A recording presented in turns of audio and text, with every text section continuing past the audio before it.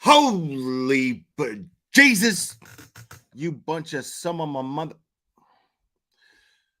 I hope everybody's doing well and having an awesome Sunday. Después de iglesia voy a fumar una hierba. Amén.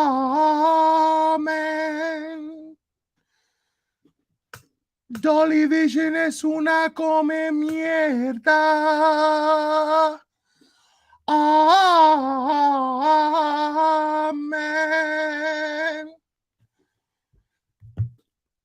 Welcome, everyone. I hope everybody's doing fantastic. Look at y'all. Oh my God, look at y'all.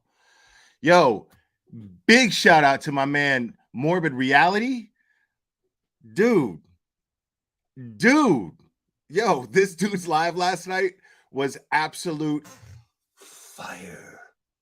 His lives are always great. And the live before that, the Dr. One Star. Just thinking about it makes me laugh. Makes me laugh, dude. Dr. One Star. Yeah, that's Sav Girl's go-to for forensic and autopsy confirmation. Yeah. Like my man just spent like half alive going down a list of reviews of that doctor. It killed me, dude. I was fucking dead. I was dead. It was amazing. But last night was interesting. Okay. See, what happened last night was that a bunch of people went live. Morbid just kind of, he was winging it. You know, I do that myself many times. I enjoy doing that because, you know, that's what you do when you're fucking dope. Okay. That's what you do. You don't have to plan nothing. You don't have to write nothing. You just fucking go live and you kick it with your people. That's what you do when you're fucking dope. It's very, very simple. It's not even like it's not an equation. It's not some sort of crazy, you know, formula. It's just, if you're dope, you kick it with your people. You don't need to plan nothing. You just do it. And we had fun. At some point, see, he's kind of new to MGL. Dude, one of these days we're going to talk behind the scenes. I'm going to give you all the shit on MGL. He's kind of new to her, it seems like. But he went over did it very, very well, especially not knowing that much about her. He didn't even need the content that exists to cover her very well. It was amazing. And we ended up makes me laugh just thinking about it because I was cracking up last night. We ended up getting the StreamYard link. And we ended up getting the StreamYard. Well, he ended up getting the StreamYard link, and we, him and I, both called in, and he got booted, and I tried to go under Dolly's, like I made a Dolly avatar and changed my name. And I thought that was enough, but she was like, the glare is trying to get in here. The glare is trying to get in here under Dolly Vision. The glare, get a life, glare, right? But what was really funny about it, what was really, really funny about that was, we got the reaction that we wanted without even having to put any real work into it because they got really, really mad.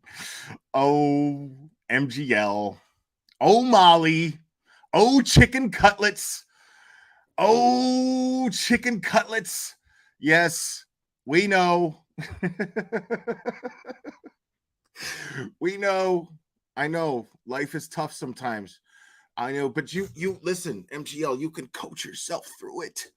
You can coach yourself through it. You could just, you know, like all you got to do is just go, I'm a life coach. I'm a life coach. I anything that you want, I'll be able to talk you through it because I'm a life coach. Oh my God. Oh, dude, I should be in detention. I'm telling you, I should be in fucking detention. Yeah, man. Dude, you people don't understand. We're coming. Like, we are coming for you. Cherry, shut up. Don't do it. Cherry, don't do it. It's too easy. Don't do it. But yeah, me and Morbid, many others, and we're gonna go over some of the unexpected, that are coming after you motherfuckers. Even the ones that are afraid to get down and dirty and muddy, like me and Morbid are.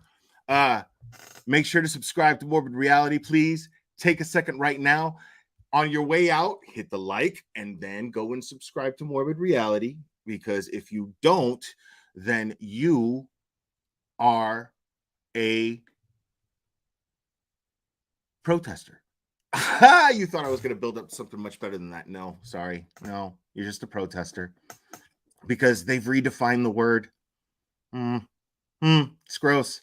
They've redefined the word, because now protester means heckler. It means heckler. That's all it means. It's gross. It's disgusting. They've managed to pervert the First Amendment. Imagine that. Imagine being able to pull that off by being a fucking low-life piece of shit YouTuber. Imagine that.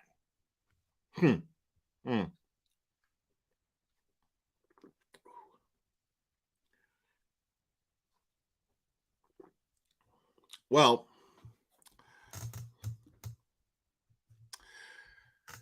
I'm going to go over a couple of things here, folks. A couple of interesting things that I found interesting.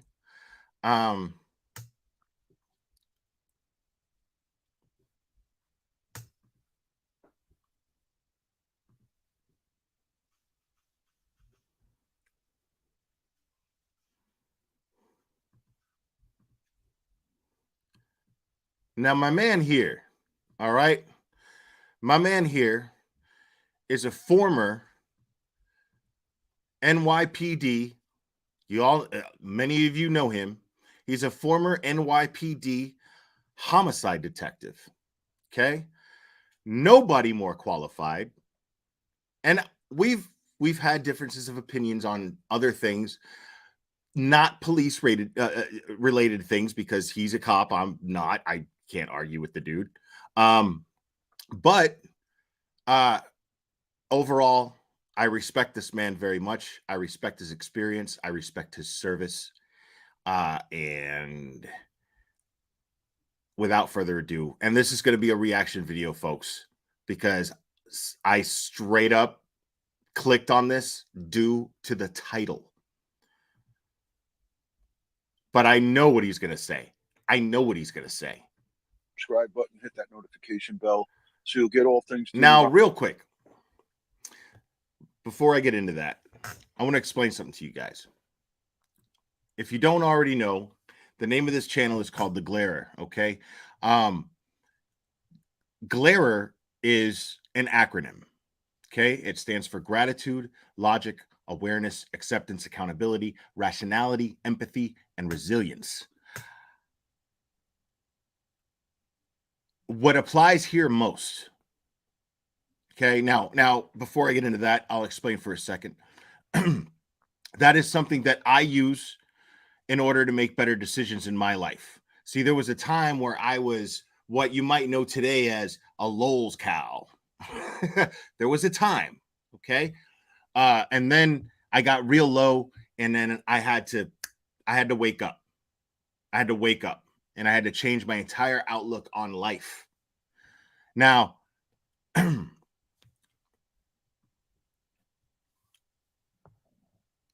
a very, very important aspect, one of the words in that acronym that applies here most, I would say, would be logic.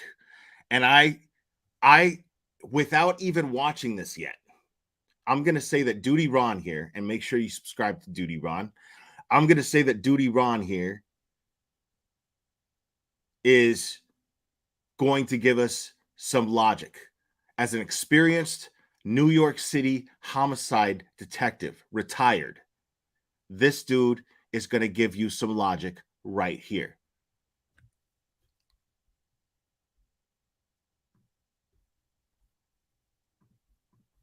Duty Ron and Ed when we go live or upload another video. Today I'm doing a from the vehicle. It's going to be a short one, maybe 10 minutes, 10 or 15 minutes. So this is going to be. And he does this thing that I think is adorable, you know, and I mean that in the most heterosexual way possible. But I think it's adorable. Like he'll drive his wife to the store, and while she's shopping in the store, he streams. And it's dope. And he just drops knowledge while he's like chilling and waiting for his wife. Like, if that's not like one of the coolest things ever. This is going to be just a short interactive live stream, but I want your opinions and your feedback. Mrs. Duty Ron's inside Marshall's doing some shopping, so she should be coming out soon. Love it. I got my security detail. I'm watching the front door, and she's going to be coming out shortly. But I wanted to quickly Ron, say thank you to listen, all the and I'm not here to like roll on Ron, dude. I'm not. But I think it's funny that he's like, it makes that little joke that it's, you know, security detail. He's like, no, I'd rather be in hell than be in there shopping. So I'm going to be out here and I'm going to stream real quick and give my thoughts on this thing that's been on my mind and driving me crazy. We love you, Ron. The channel members and all the folks who positively engage in all of our live streams, Crime Time with Duty Ron and Ed Wallace. You guys are what makes this a really great place to be, not just for us, but for you, the viewers, and all the people who come in. Hi, Kim. Hi, Lorna. Hello, Dr. Ed and Julie. Hello to Alicia B. Thank you for joining. I'm sporting my Gabby Petito Foundation hoodie. It's one of those days where it's a little chilly, but not too bad. So I got my Gabby Petito Foundation hoodie on, and I'm supporting the merch. I want to talk to you about Quinton Simon. This is the little boy that police and investigators believe that the parents, that his mom, Leilani, I always get caught up on that name. I had a hard time with her name at first too. His monster mom, according to authorities, is the prime and only suspect, and they believe that she discarded this poor little baby boy and threw him out into a specific dumpster, and he was brought to a landfill. And we didn't hear anything update-wise by the FBI or the authorities this week on it. You know, nothing major to report about. But, you know, we still hold on to hope that they'll find some type of remains or some type of evidentiary evidence and collect it to come to a resolution and to come to bringing justice forward for this little boy. But what we have going on is a circus-like atmosphere, just like what we saw with Brian Laundrie outside the home, but it's getting taken to a little too far in my eyes. And, you know, everybody's opinion, I respect it. I'm not asking for bless his heart, dude, because Duty Ron, and I've actually had a conversation with him where I brought up other creators, and he's just like, listen, man, I just like to stay in my own lane. I want to give my content. And this is a man who, and yes, please, please, sweet dear baby Jesus, let Duty Ron call these people jagaloons. Please let him do it. Duty Ron's signature word is jagaloon. I have loved it since the moment I heard it, and I heard it the first time. I had the pleasure of hearing it the first time when I was on a panel with him and oh my gosh, what is her name? Carolyn. I know her name is Carolyn. I just forgot her channel name. Mommy Ramblings blog. And I had the pleasure of having a conversation with him, and we were all in agreement. I think it was about the Watts case and the harassment that the Rucheks have been getting. And and he was just calling them all jagaloons, and I was like, what is that? And he even had like a wooden, like woodwork, like carved wood burned like sign, just, you know, it said Jagaloon Street or something. Oh no, it was like a street sign, and it said like Jagaloon Avenue or some shit like that. And I lost my shit. I laughed so hard. But this dude he's a good man. I know that he's a good man, and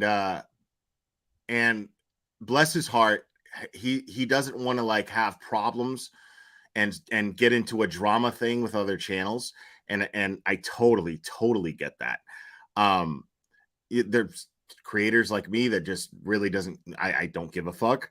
Uh, and and I won't even get involved in like an ongoing feud. I will just drag the fuck out of you and not give you the time of day. Um, but this dude doesn't want anything to do with that, but is so appalled, I'm guessing, that he had to do a short live stream to express his thoughts on why this heckling is going on in Savannah. A mob mentality here. I just want to give you my perspective from a retired law enforcement professional's point of view. And I see no value in continuous night and day camping out in front of someone's home and chanting and going up and trespassing and going onto the property, which not everybody's doing, but some people are doing it. Some people have gone up and knocked on windows, flashed flashlights into people's windows. You have to take into account that there's other people that reside in those communities, elderly, children. We heard Brian Laundrie's sister and brother-in-law say that my daughter, or I think it was a daughter or son, that their child was scared inside their home. So you have to be a good human being and realize that yes, you're under the Constitution, you have the right to assemble and freedom of speech. But at what cost does that come? Do you think about elderly people who need to get sleep or that are in not good health or that are Right.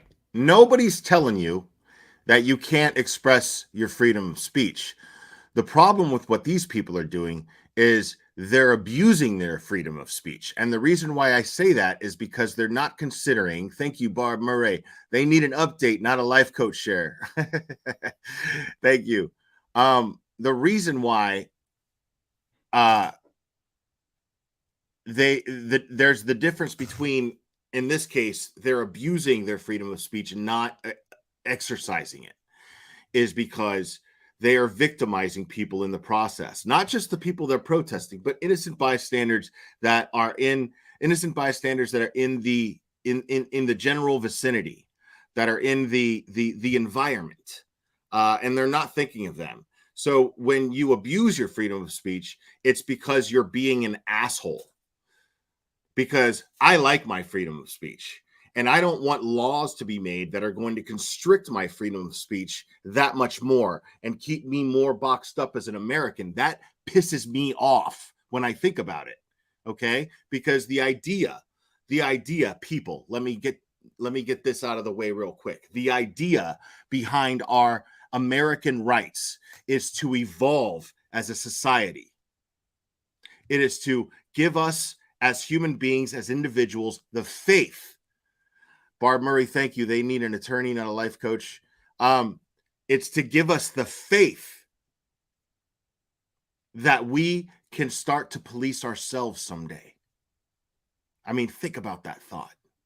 Think about the thought one day, a utopia, which we're far from. We're far from it.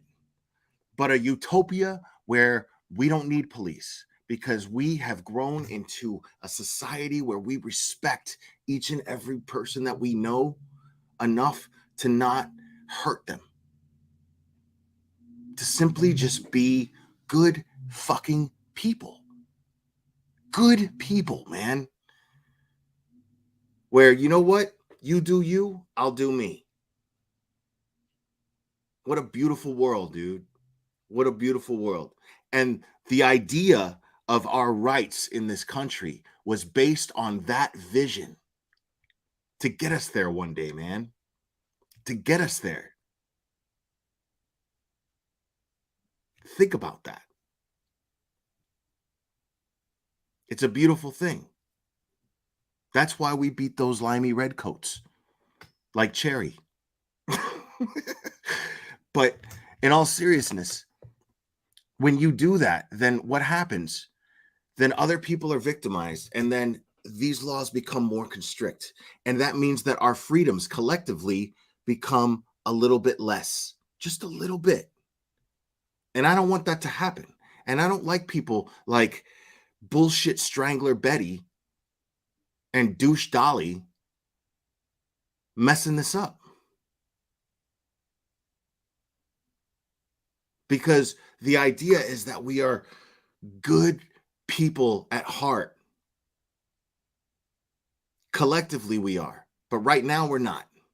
But the idea is to be that, and nobody gets to tell us how to live our lives in any way, shape, or form, as long as we have enough respect to not victimize other people. That's a beautiful, beautiful fantasy, man. It really is. But people like them are the type of people that are making it more difficult for us to be able to do that. Those of us who have that real live and let live mentality, you know, that that thing you feel when you see somebody walking down the street and you give them that nod, like, you know what I mean? You're walking, turn, give them a nod. You know what I mean? It's nice, dude. It's really nice. Donald Duck, thank you very much. At least Cherry has free healthcare. Well, yeah, take that liberal shit somewhere else. I'm just messing with you, Donald Duck. I appreciate you. Yeah, but it's a beautiful thing. It's a beautiful thing. Freedom. But freedom, like anything else, comes with responsibility. It simply comes with responsibility. There's no arguing that. Betty talks about freedom like, hey, there's no boundaries to it. I can do whatever the hell I want. True, in the sense that you're free and nobody gets to tell you what to do. But that's based on an idea that you have enough respect for your environment, your immediate environment. And I'm going to get into a little bit of that. So we're going to get to the bottom of the glarer here. Not me. I'm not speaking in myself as a third person. It's my channel name. My name is Will, and it's very nice to meet you guys. Those of you who I don't know already. But my name is Will. That's my name. Now, if it's easier to refer to me as Glarer, that's fine too. I don't mind. It's the name of my channel. But the Glarer is this channel. It's not me. I'm not the Glarer, you know. I'm not going to talk about myself in a third person because I'm not arrogant in that sense. And there's something called gratitude. When I learned what gratitude was, truly learned, I was at a low place, man. The lowest place I've ever been. I was just talking to a friend about that, an old friend, and I was at a really low place, and I was ready to punch my own ticket, just done, and I was serious. And then something happened where I realized that I had loved ones that would affect in a very, very negative way. People who I wasn't thinking about. And that made me the selfish person. And I had that epiphany where I was like, I'm the selfish one. I'm the aggressor here. I'm not the victim of the world.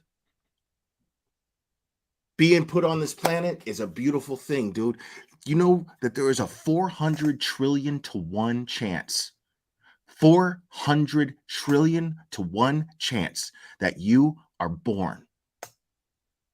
That is a fact. I want you to think about that for a second. Just try to visualize that number. 400 trillion to 1. And then at that moment, I realized that the logical thing to do was to start focusing on things that I should be grateful for. And that changed my entire way of thinking. I started to be grateful for everything, even the things that affect me negatively, because even those things are learning experiences. Those are tools for learning. And the benefit from that I became without fear. Come at me, bro, with anything you got. I don't care who you are. I don't care what you are. Come at me with anything you got. And I'm just going to be thankful for you. I'm going to be grateful.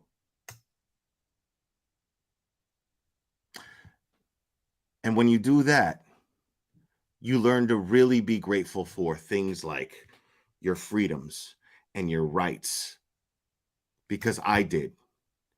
And I exercise that here as much as possible, as much as I possibly can. And my focus on it is because I'm grateful for neighbors. I'm grateful for people around me. So therefore, I'm going to express my freedom of speech in order to speak on their behalf. They don't need me to, but it doesn't hurt.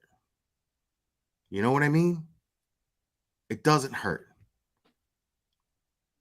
But what I'm not going to do is I'm going to disturb people, because a $2 super chat is more important than their peace, than the people that are in my immediate environment. It's just not more important. Nothing is more important than the things that I'm grateful for, not the things that I feel that I'm entitled to. Entitlement is the opposite of gratitude. Make no mistake about it. But we're going to listen to Duty Ron some more. I just want you guys to know what page I'm on. That are scared and in their home alone, do you think about other people that this affects? The Boom. children, handicapped, the elderly, and so forth? And not to mention taxing the police. Now, I have not followed it closely, but I have. Thank you to the ladies, and a couple of my gentlemen friends have sent me clips. Real quick, I'll address this comment. Peggy, why does Jimmy call you Baby Gap? Yo, do you see how sexy I look in this little t-shirt? Do you see? Do you see? Do you see? Do you see? That's why he calls me Baby Gap, because he can't look this good in a t-shirt this size. Thank you so much, Lady K9 owner and partner DeSarge. Protesting is one thing, but they are in violation of disorderly conduct. Yes, ma'am. Harassment and slandering. The police need to stop it and should have a long time ago. They are overstepping the First Amendment rights. Absolutely. I totally agree. Totally agree. Of the buffoonery, the jagaloonism, Jagaloonerism, the craziness that has gone on Jagaloonism outside of this residence. Said it. And to me, I see no value in helping finding justice for Quentin Simon. Nothing, no justice, nothing that'll add to it. It's just bogging down the authorities, and it's bogging down the community. Now, when you talk about wanting to interview potential suspects, meaning Leilani Simon or her mother, listen up, or I know where he's going with this, or grandfather, or brothers, or sisters, and by the way, this is a reaction video. I don't know what he's going to say here, but I know what he's going to say here, and I love when an experienced law enforcement officer or an attorney when they validate my loud ass. Any type of interference of interviewing potential witnesses and subjects, that is, in my mind, obstruction of justice. You are not putting the best interest of this tiny little victim at the forefront by doing something like that.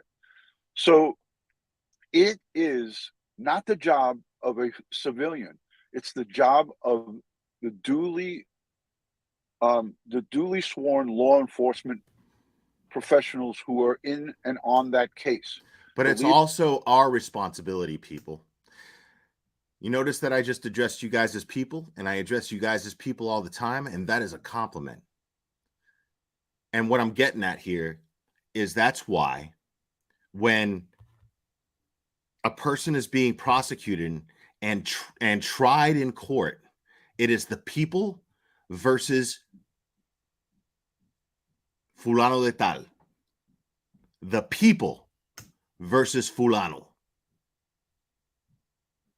Okay? The people. That's us. Because we voted people in and we demand justice. That's how you get justice. That is how a functional society gets justice, folks. Do you understand that, you fucking assholes that are out there in Savannah right now that are totally screwing that up for us people that want justice? Because we live in a society that is functional, that there is a system in place, and it is flawed, but it is not broken. It's flawed because of assholes like you that manipulate it. You fucking assholes. It is flawed because of people like you.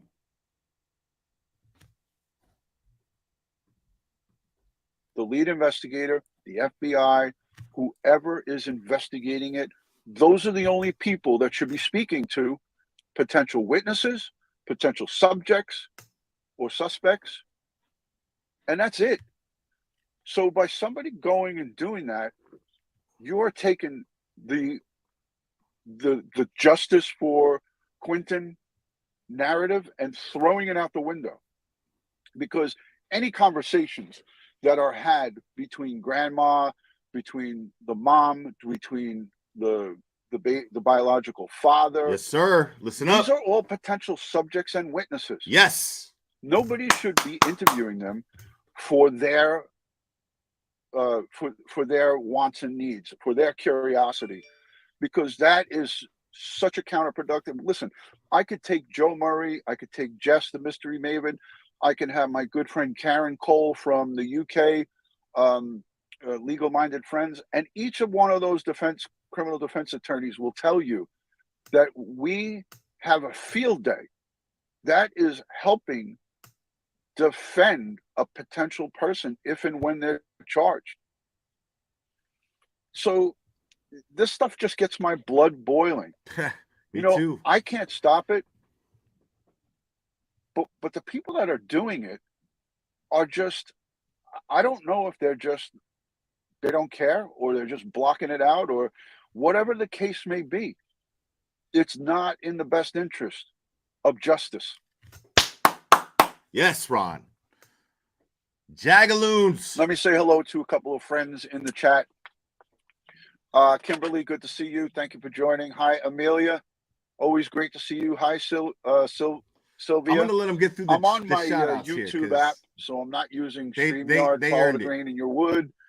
Jeanette is here. Alicia B, I believe Smokey I saw P. earlier. Alicia B, good to see you. Dina, thank you for joining. Roxy, hey, how are you? I'm afraid to touch the screen.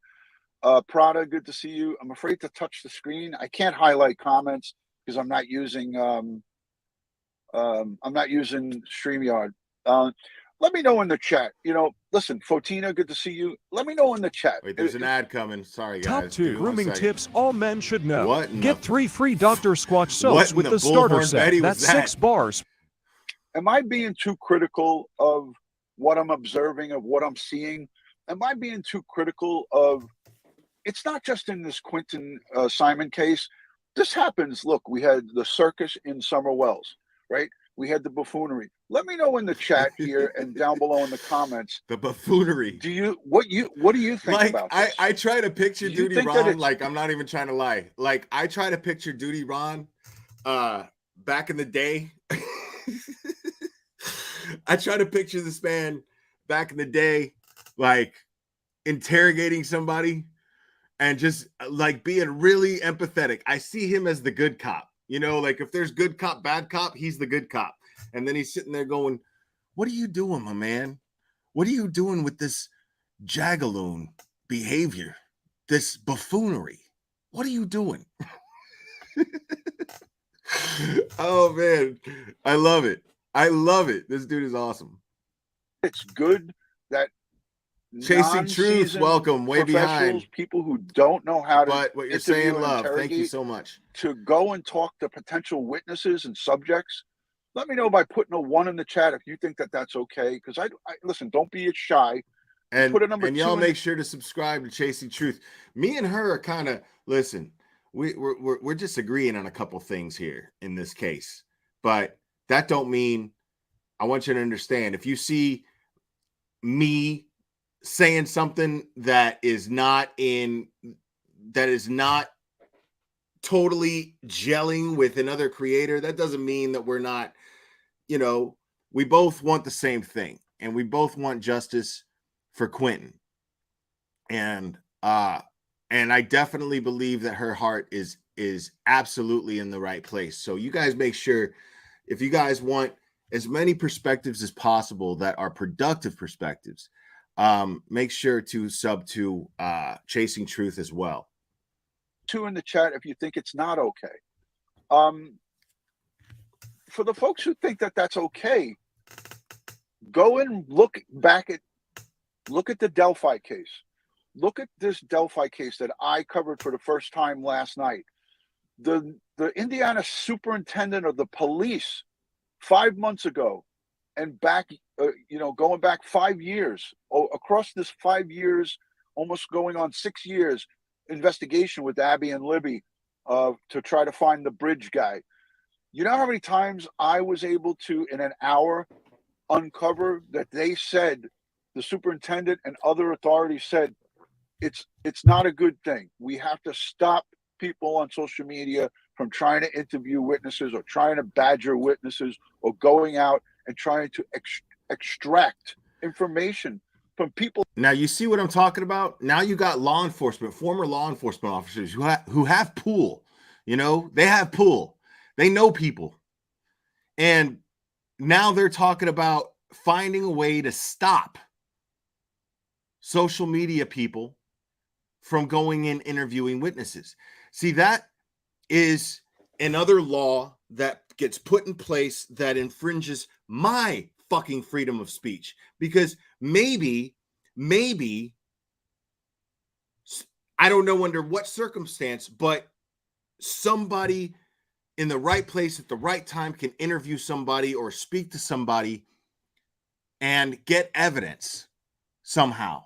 Get evidence in a case that can be used in court. Now, if there's a law in place that says that one of us can't do that, that evidence is going to get thrown out of court and get somebody cost their justice.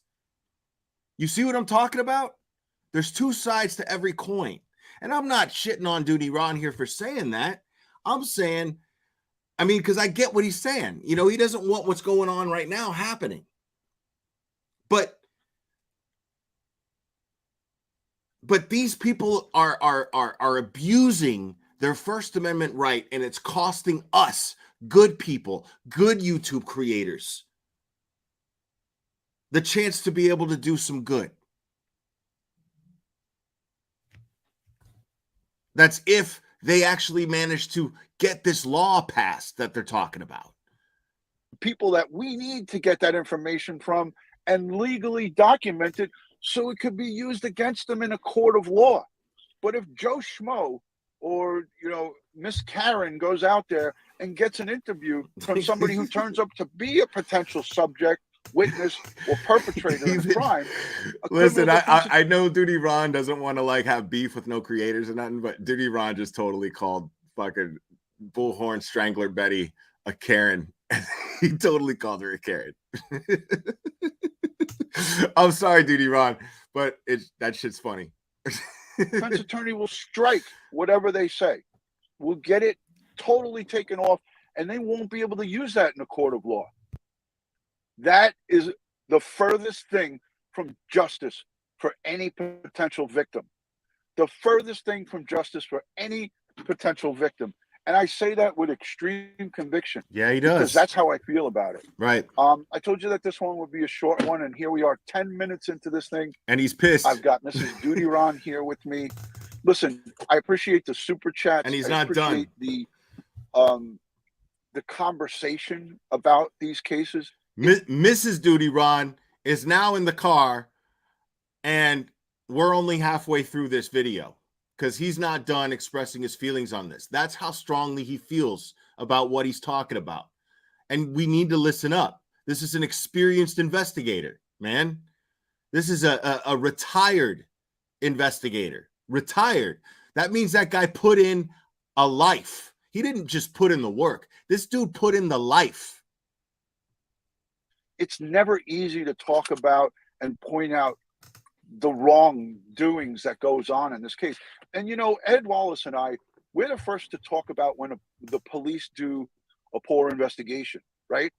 We're the first to talk about that. If investigation or evidence is not collected the right way, example, Suzanne Morphew, Barry Morphew, her husband, he wasn't tried. He was charged with murder in Suzanne Morphew's disappearance. But because of shoddy evidence and shoddy prosecution and shoddy... I love that he's using this as an example because I swear to God, I was totally going to use the Morphew case as an example. Interview and interrogation skills. He's walking a free man right now. Do we want the murderer of this little baby boy, Quentin Simon, to walk free? Now to give you guys a little, those of you who don't know about the Morphew case, okay? Understand something about the Morphew case. Barry Morphew was arrested for the murder of Suzanne Morphew, I think a year after her disappearance. Everything points to him doing it. I didn't think that there was enough, you know what I mean? I was like, and then later on, there were certain things that came to light. Like at first, I was like, wait a minute, y'all are jumping to like at the very beginning, I was like, y'all are jumping to too fast conclusions here. Like you don't know what the hell happened, and this dude is probably really missing his wife. You don't know anything, and then later on, certain things came out. Certain things came out, and it was just like, ooh, dude, man, I tried to speak up on your behalf, and you just like fucked it all up for me, dude. Like that's not okay at all. This dude, I'll tell you one thing that this dude did before, you know, instead of going into the whole history. But this dude ended up voting while his wife was missing. He ended up voting for Trump under her name on top of his. Not a good look, dude. And it doesn't matter who he voted for. I'm not trying to say, oh my God, he voted for Trump. I'm saying any president, doesn't matter if you take your missing wife's name and commit voter fraud, use it to commit voter fraud, like that's a bad look, right? But here's what happened with the Morphew case is the prosecution got extremely overzealous, bit off more than they can chew, way too fast. And then they arrested Barry Morphew without enough evidence. And he has a good lawyer. And that lawyer has already, without even a jury being present, has already come up with something that will no doubt create doubt to all of those jurors, most likely. Evidence, strong evidence that can be disputed. That's what's going on with the Morphew case. And at this point, I don't think that the DA is probably going to prosecute. I mean, there's not enough evidence. So Barry Morphew is walking free. And do I think he did it? I'm 80-20 on it. I'm 80-20, yeah. 80-20. But that's all it takes. I was talking about this the other night, that a defense attorney's job is simply to create smoke and mirrors and create doubt in just one juror. That's their job. And they found this little thing that they can do. How do you think OJ walked? You think OJ walked because they didn't have enough evidence? No, OJ walked because he had a team of dope attorneys. And you fucking know he did it. Everyone knows OJ did it. Everyone knows OJ did it. And he had a team of amazing lawyers. Johnny Cochran. Okay, let me explain real quick. I've said this before, but Johnny Cochran had the attorney gods just raining sunlight on him, dude. That's what he had. He had the law attorney gods just raining on him with just blessings. Because how in the hell is the lead detective gonna get found just after, now keep in mind, people, just after the Rodney King LA riots, right? Just after that happened. So the public is still charged with this whole racial energy, this whole anti-racist energy, right? And Mark Furman, the lead detective, Johnny Cochran gets a hold of tapes of this guy talking about planting evidence, being racist, saying racist remarks. Dude. I mean, there was no way a jury was going to convict. After that, there was just no way a jury in that time, in that place, was going to convict. In this time, in this place, a jury wouldn't convict on that. Think about that.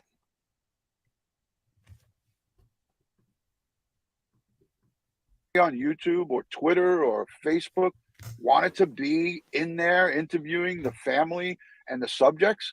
Is that really a good person that would do that? And if you're doing it intentionally, you're a horrible human being. If you're doing it unbeknownst and you're doing it because you're just not educated and that it's not a good thing to do it, that's why I'm creating this video. Because I want people to see this. I want people to see this and hear it. It's not a good thing. You are not helping to bring justice for this little boy, or for anybody in that matter.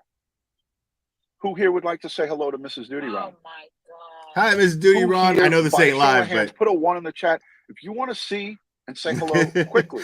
Look at him trolling his old lady, bro. I love it. Minutes. We're on 12 minutes. I think at 15 minutes we'll wrap it up because we just completed some Marshall shopping.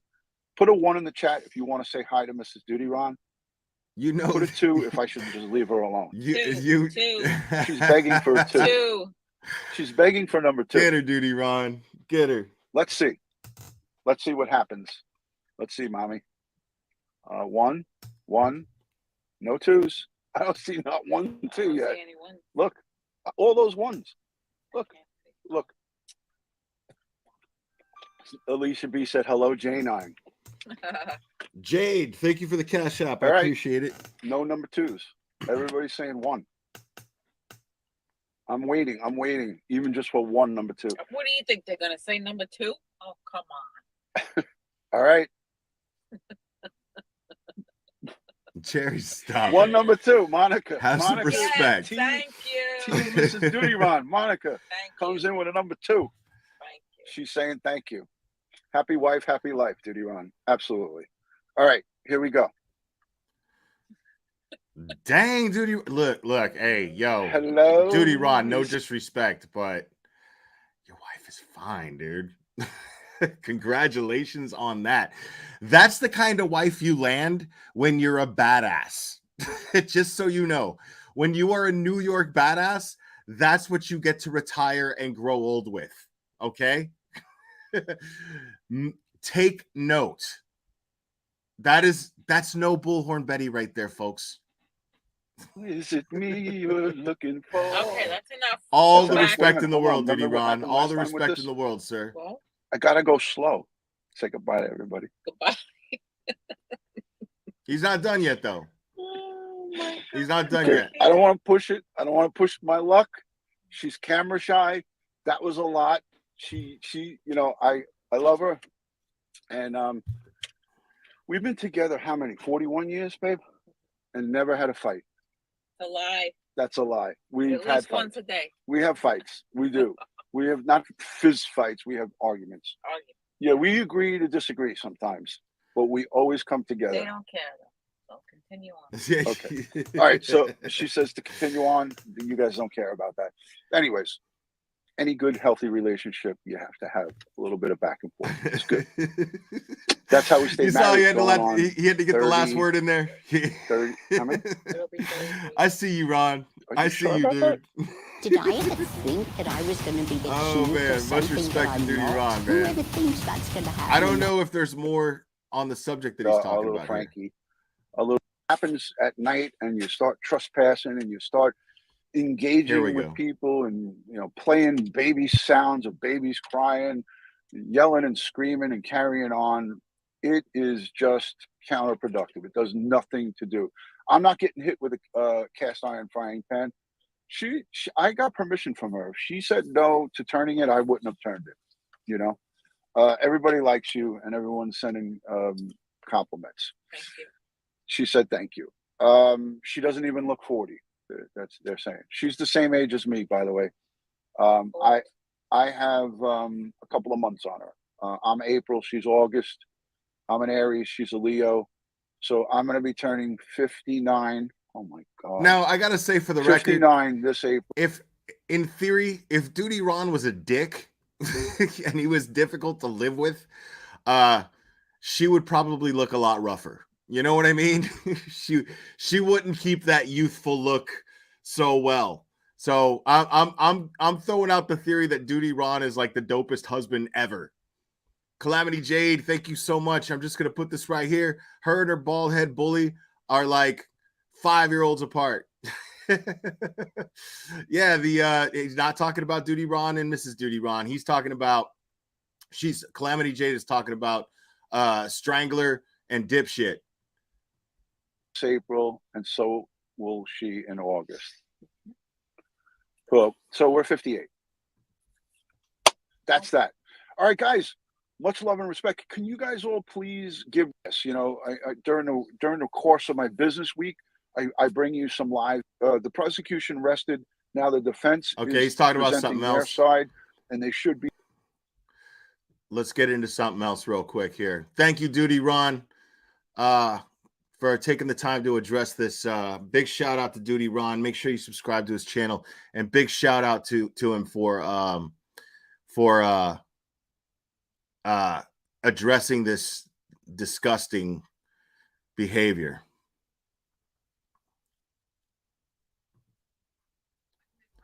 Now, okay, so this is Chronicles of the Shady.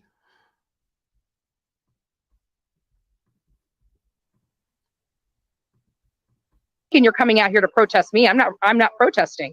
I ask questions when I can ask questions, and that's what I do. Okay, so wait, stop,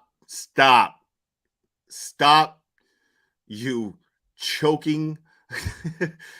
Chronicles of the Shady's in the chat. Make sure you subscribe, guys. This is her video.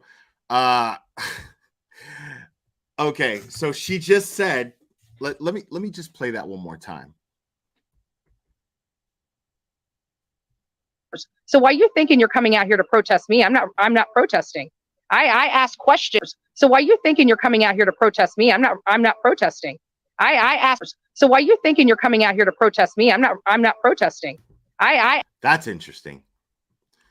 So this whole time when you've been saying that you've been exercising your First Amendment right and that you've been protesting, now you're not protesting? All of a sudden, you're not protesting? What are you doing then? Because that's your one excuse. That's your one even slightly applicable justification to your behavior. And now you're not protesting? Then what the fuck are you doing? I ask questions when I can ask questions, and that's what I do. But these protesters out here are ready to whip the crap out of Billy Joe and Leilani if they step foot out of the house. Oh my God. So she's out here throwing everybody that she organized out there, throwing them under the bus. Because remember, she was the first one out there. Her and dipshit Dolly were the first ones out there. And now she's throwing them under the bus. These people that have had her back, that have been cheering for her, that have been looking to her for leadership, she's throwing them under the bus. It's pretty un-American. Just saying. So if you come out here and are protesting the protesters, I'd pack a lunch, because you're not dealing with Bullhorn Betty. I'm not a violent person, but these people don't like baby killers, and they don't But we've been dealing with Bullhorn Betty this whole time. We've been listening to you scream, "Hey, you're not dealing with some amateur. You're dealing with Bullhorn Betty." That's what she's been saying this whole time. How many times did we hear her go, "You're dealing with Bullhorn Betty"? Speaking of herself in a third person, getting in people's faces and screaming it. And now you're not dealing with Bullhorn Betty. That's interesting. That's interesting. Backpedal much? Like supporters of baby killers. So eat your heart out. Come on out here. We'll make noise together for Baby Q if you so choose. But I can tell you, if you condemn these protesters out here, you might bite off a little more than you can chew, is all I'm saying. And so we'll be waiting for you, and I'll be documenting it. Look at that. And when they have $100 super chat on the screen. $100 super chat for that bullshit. But all road rashed, it's going to be on live right here on the Bullhorn Betty channel. Now, I can't help it if I start laughing, right?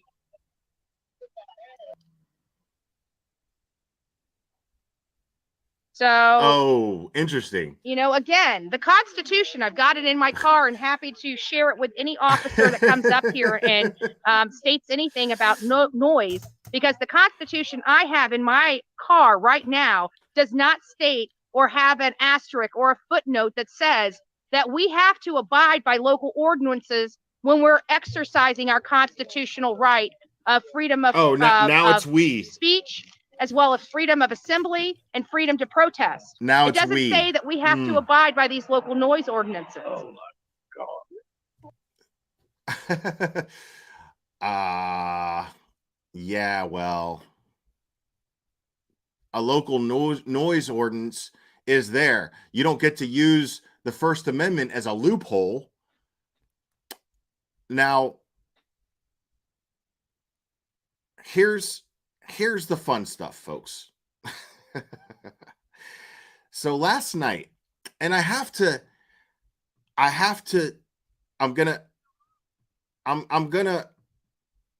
gonna do this proper, or at least I'm gonna start it proper. Last night, while Morbid and I were having a great time, Morbid called it a night. He started to cover this live stream, but he called it a night while I was backstage and I was in Dolly's chat. And I have to give Dolly credit, okay? I have to give Dolly credit. I'm going to give him just a little bit of respect, in the sense that this dude, as much shit as I talk about this dude, he's never blocked me from his channel. That's like, I would love to call him a coward, and I think he's cowardly in some ways, but that minimal cowardly thing that most creators do is block, and he's never blocked me, and I was able to participate in his chat. Now, his mods were timing me out like there was no tomorrow. That's true, but they never blocked me. None of his mods ever hid me. He even instructed them not to hide me. I will give him that much respect, because I'm a man. All right. Now, eventually,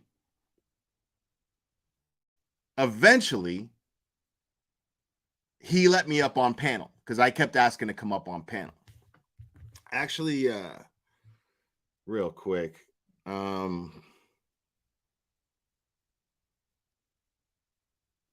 You got that wrong, actually.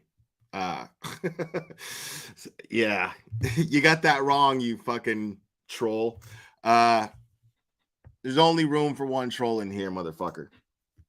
Just so you know.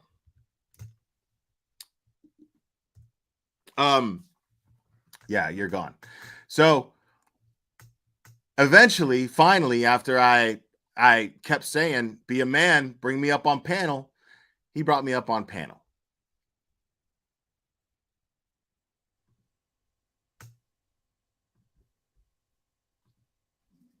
Now this is long. We're gonna just what up, YouTube? Review this it's dipshit's your boy live Dolly stream.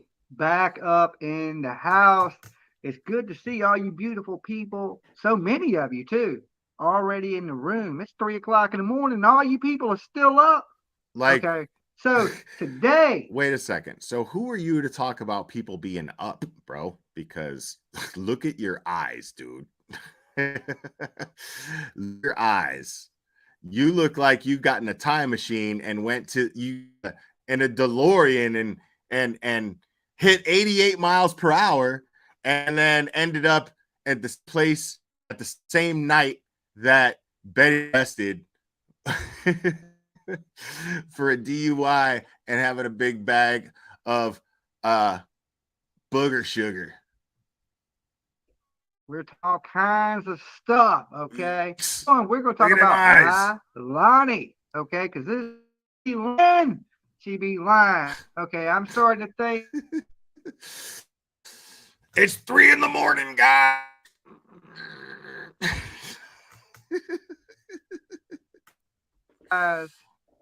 I can't believe you're up. Ain't in the landfill. I've been saying this for days. I was like, look, they could have threw anything away. And look, that baby wears diapers and different stuff gets thrown in the trash. It goes to that landfill. Dogs could have hit on that scent and it not be the baby, or it could be the baby, but not from the baby at the time the baby went missing. Okay. And I think a lot of the confusion and all the craziness and the protests, people have stopped searching for this baby. Okay. And there's some stuff that came out on the internet, some rumors about a person that was sitting in a restaurant with some people from the GBI, right? So in this rumors that circulate, this woman says she overheard these investigators, okay, while she was sitting in a restaurant with them, say that the baby was not in the landfill. Okay, they don't think they're going to find the baby at this point in the landfill. Now, I told you guys I have a friend in Virginia that works at the landfill. That's not confirmed. There's nothing to indicate that he's speaking the truth right here. This is what you call spreading misinformation. This is what you call muddying the waters. Okay? And by muddying the waters, this can affect a trial. Okay, that's what they do. And they say the odds of finding a body in the landfill, good luck. It's like worse than a needle in a haystack kind of situation. These things are ran over, they're compacted, they're buried with dirt, buried with ash. Where we're at is dirt and ash. Listen. So what's going on is there's a team. We've seen the footage. There is a team of professionals out there, and they are meticulously taking a certain amount of garbage, and they are sifting through every single piece of garbage with their hands. They're going through the garbage, each piece of garbage, no matter what it is. Could be a paper towel with a dog turd in it because the dog shit on somebody's floor. And they have to go through each thing to see if there's any evidence, whether it, like even a fingernail that could belong to a 20-month-old. That's what they're looking for. That is very, very difficult. And now he's making the point saying that it's impossible, or that that it's unlikely that they'll find, but these are professionals and they're doing it very carefully and very organized. And I have faith in this law enforcement team. I have faith in them. So throw up some blue hearts. Throw up some blue hearts for law enforcement. But definitely would be almost next to impossible to find somebody. So I'm thinking that baby ain't in the damn landfill. Okay. Now I've done heard everything from damn psychics to spirit boxes. I used to like Kiss when I was fucking 4. Seriously, that was my first concert. I saw Kiss with full makeup when I was 4 years old. And you know why I liked them? Because they looked funny. They looked cool. That's it. Their music fucking sucks. Fuck Kiss. Kiss is horrible. And this guy's a Kiss fan. Tells me everything I need to know. He's a fucking Kiss and Ryan Upchurch fan. To damn dog whisperers. Okay. Have their theories of where little baby Quentin is. Okay.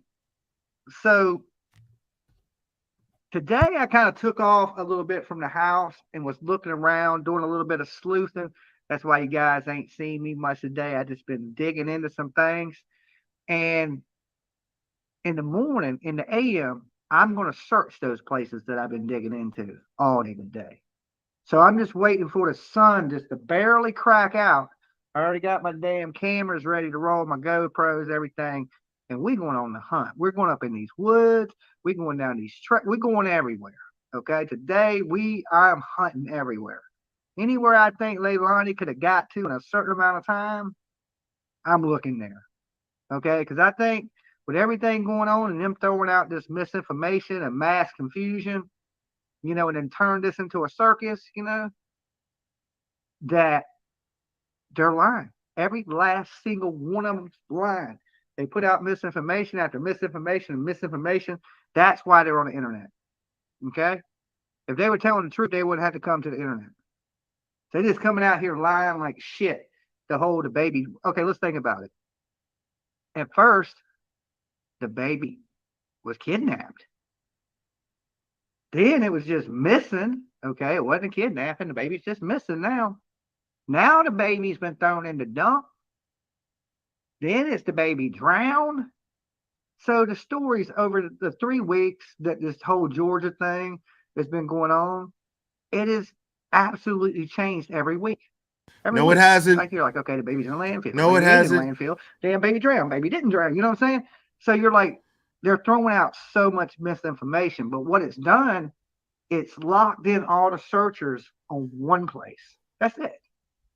They're not out here searching. They're not in these woods searching. They're not in the Dude, this dude's face looks like a 70s porn star dick. People are still up. Okay. So today, we're talking all kinds of stuff. Okay. One, we're going to talk about Lonnie. Okay. Because this girl be lying. She be lying. Okay. I'm starting to think, guys, that baby ain't in the landfill. I've been saying this for days. I was like, look, dude, shut the fuck up. And look, that baby wears diapers and different stuff gets thrown in the trash. It goes to that landfill.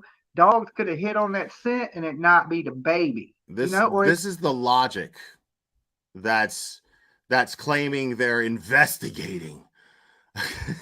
They're investigating.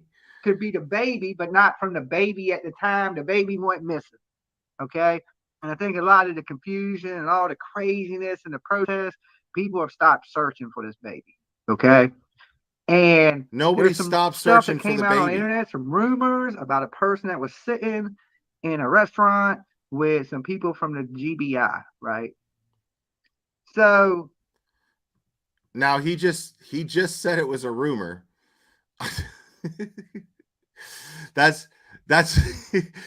y'all pay attention. That's the look that Dolly has when he's getting pegged by Betty.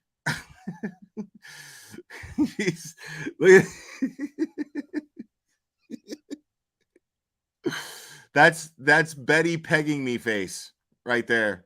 There it is.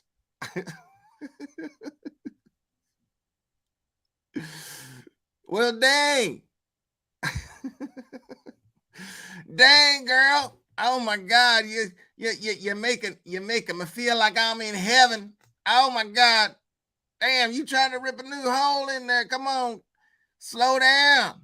Slow down. You're gonna make a motherfucker come too fast. Stop. Damn. In this rumors that circulate, this woman said she overheard these investigators, okay, while she was sitting in the restaurant with them, say that the baby was not in the landfill. Okay, they don't think they're going to find the baby at this point in the landfill. Now, I told you guys I have a friend in Virginia that works at the landfill. Okay, that's what they do, and they say the odds of finding a body in the landfill, good luck.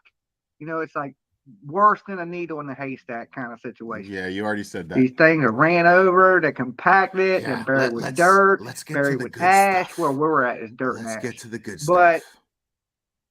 Definitely would be almost next to impossible to find somebody. Never go to prison. Leilani, you watching this? Team up with BK. That motherfucker will muddy the water so muddy, you won't be able to see nothing. Nothing. You're already doing that. He done in the Summer Wells case. And I mean, he's not lying. Like, if Benny goes down there, MGL goes down there, fucking Voices Behind My Balls goes down there, they're going to muddy the waters that much more. And there's like I believe there's a sweet place in hell for people who fuck up an investigation to find and get justice for a 20-month-old. There's gotta be like a fucking VIP torture chamber in hell for people like that. I have to believe that. Destroy it. Absolutely destroy it. There won't be, he will fuck the case up so bad for the police, for every single person, he will destroy it. That girl won't never see a jail cell. They will be the next Don and Candace fucking Wells. Okay? They create a shit storm so stormy that you're getting hit with piles of shit every time you look. You don't know where to look. Okay? And that's just the truth. That's just the absolute fucking truth. And I gave you the link. Send the mods keep timing you. Did you put a shirt on that fits? I mean, you ain't had a couple thousand people watching. Wow, there, baby Gap. You should. I want you to have your best stuff on. All right, you look so nice. You know what I'm saying? Just so y'all know, when he says baby Gap, he's referring to me because, like I said, because of my sexy attire. Okay. But he's referring to me because he wishes he could look this good in a Spider-Man shirt. Grown ass man. I'm gonna give you a little push. I'm gonna give you a little shove. You know what I'm saying? I got you a fresh diaper, put a little baby powder in your ass, and smack and be like, "Go on your way, little man." You know what I'm saying? There's the link.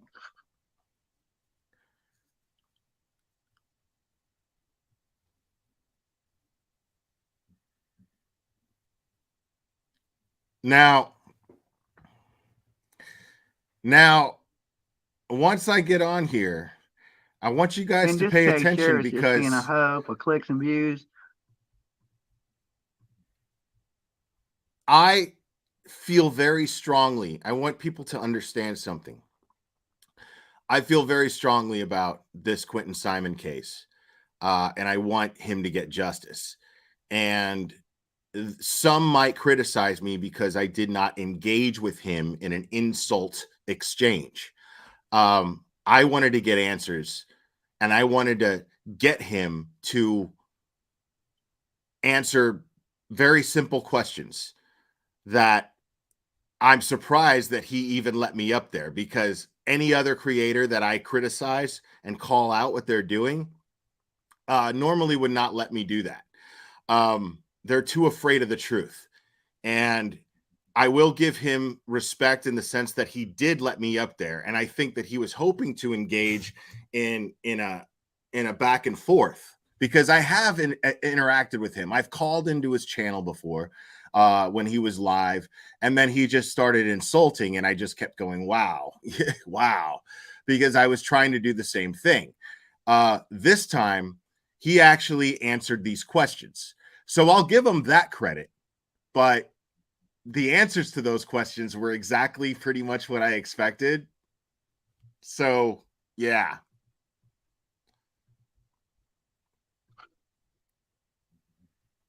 It's him. Okay.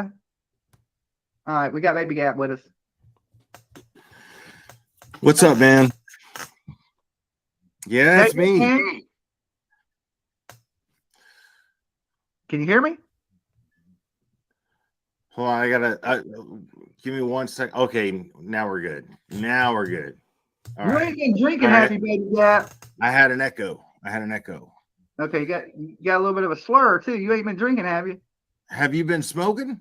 Yeah. Now, I totally dodged that question because it was A, irrelevant, and B, true. I was definitely drinking. I mean, it was like 3 a.m, and I was like having a blast in Morbid Realities chat.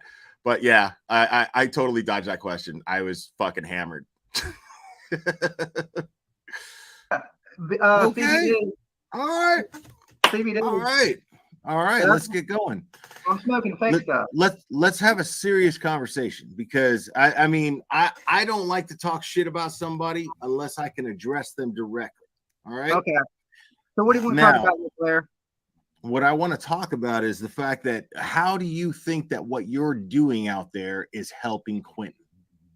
Because I've been finding answers that y'all ain't got. You know what I'm saying? I've been hearing answers other people ain't heard. He just said that he found answers, not he's finding them, or you know, he says that he found answers. Maybe he said find. Hold on, I want to be fair to him. There is helping Quentin. Because I've been finding answers that y'all ain't got. Okay, he said I've been finding answers. So yes, that's the equivalent to saying I found answers. He's been finding answers. That's what he's doing. It's ongoing, folks. You know what I'm saying? I've been hearing answers other people ain't heard. And I'm out. Thank you, Jeremy M. Appreciate it, buddy. You guys ain't. I haven't seen you searching. I've seen you yelling at people. Because you ain't seen my videos, because I haven't uploaded them. You've only been seeing the lives. Okay, so you've been searching. Okay. Yes. Now, how are you thinking of the end game here? Now, I'm talking to you seriously. I'm not trying to troll you. I'm talking to you seriously. Yeah, I'm hoping the end game is they find this baby and this girl goes to prison, Blair. Okay, good. I agree with you, because actually, for the first time, I agree with you, where I think that Leilani is guilty of something. I don't know what yet.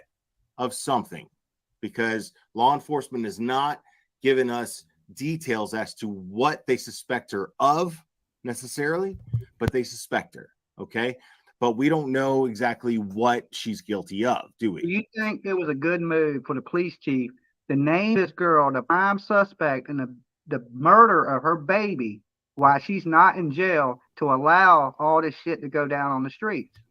You see what I'm saying? I don't know yet, because so he straight up just criticized law enforcement for letting him do what he's doing. Like, if that's not admitting that what you're doing is shitty as fuck and probably illegal, and B, you're sitting there and admitting that it sucks. you're sitting there and criticizing law enforcement for letting you get away with something, because we don't know the details as to how they got to that point yet. But why not make an arrest so there's not chaos on the streets of Georgia? Because an arrest is only prelude to a conviction. Yeah, and a conviction gets done through court. And I gotta tell you guys, I was so fucking thrilled that I got to explain that to either him or Betty. I would have preferred to explain it to Betty because she claims to know so much about the fucking law that she can't even put that together. I agree with Okay. you. I agree with you, but okay, say we got a murder case. We got a murder case, but we got other crimes. Okay, they could pick her up on these other crimes, still charge her with murder. They can't charge her. They can't charge her with murder if they don't have enough evidence, dude. Yeah, I know. I understand that. But if they don't find a body in the state of Georgia, they can still charge you with murder. Okay, they don't have to have the body here to charge her with murder. Right, but you don't know what evidence. They still have to have evidence. It's not about a body, you dipshit. They still have to have evidence. That maybe they don't have enough evidence. Maybe their evidence is too circumstantial, and the body is what they need in order to get the conviction. You don't know what kind of evidence they have. Now, you guys got to understand, I had to really tread lightly because I did not want him booting me off. Eventually, he did boot me off, but I'm satisfied with the outcome of what happened here, and you'll see why. But you don't know what evidence they have and what they don't have.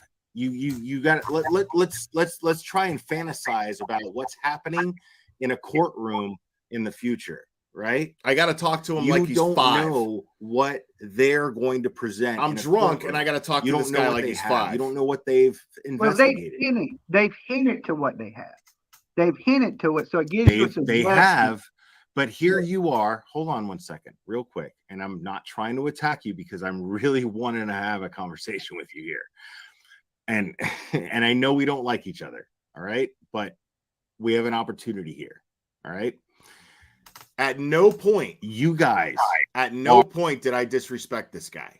I want that on the record. At no point did I disrespect this guy. I gave him ample opportunity to justify his current behavior.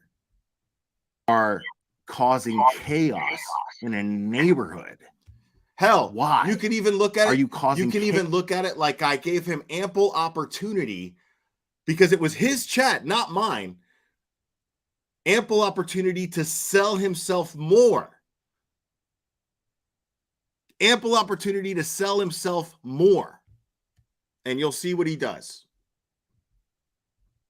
In chaos in a neighborhood. Why do those neighbors have to deal with your madness in the meantime? Glare, do you realize I'm one person? I realize that you're one person amongst many. That's what I'm saying. But do you realize that I don't know these people out here? Okay, but because when you say, come on, are you on a neighborhood, you're kind of saying like I'm out here with a flag and I'm leading these people to battle. You know what I'm saying? Like we're fucking Braveheart or something. That ain't what's going down. Now, we're all thinking the same thing when he says something like that, and it's like, yeah, dude. You absolutely are. You organized this whole thing with Betty. So what the fuck are you talking about? And then that would have just caused a back and forth and deviated from the issue that I was trying to get to. So that's why I didn't call him out on that. It was really difficult at times. I'm not somebody who I would say can conduct an interview. I've had people on this channel where I have discussions with, and I refuse to call them interviews because I'm not an investigator. I'm not a journalist. I don't claim to be one. And so, but having this conversation and being as inebriated as I was, it made me realize how difficult it can be for a journalist to actually conduct an interview and actually get information from somebody. On the street. You and Betty are kind of doing that. Yeah, dude. Come on. But I did call him out on it. Me and Betty don't even, we're actually, when we're out there streaming, we're half a block apart. You see what I'm saying? Okay. That's we're half a block apart when you're even streaming. And there I wanted to be like, dude, that's because you're even organized. You're like, I'll cover over here and you cover over there. Guys for content. You know that, right? Of course. Everybody's using us for content. Sure. But in so many of those videos that I'm using, I see you guys together and commiserating, and kind of making this thing happen. Are you not, the two of you? Do you notice when you'll get to see the daytime videos, because I'm not usually out there at nighttime. Okay. Let me read this comment. I always highlight her comments. This is Mystery Maven Esquire, folks. Mystery Maven Esquire has a channel. Please subscribe to her. She is an attorney. Sorry, I dollied myself there. Sorry about that. She is an attorney, and she knows what she's talking about. So most of the time when she's in my chat, I will highlight her comments because I find them to be extremely good insight. In the beginning, I need to read it. Hello. The residents of the city should be angry.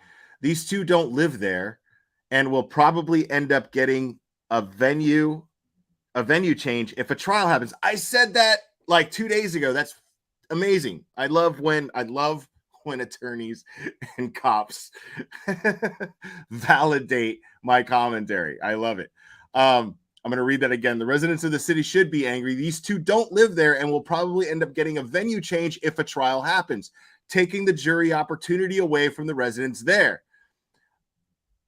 Absolutely, Mystery Maven Esquire. Thank you so much.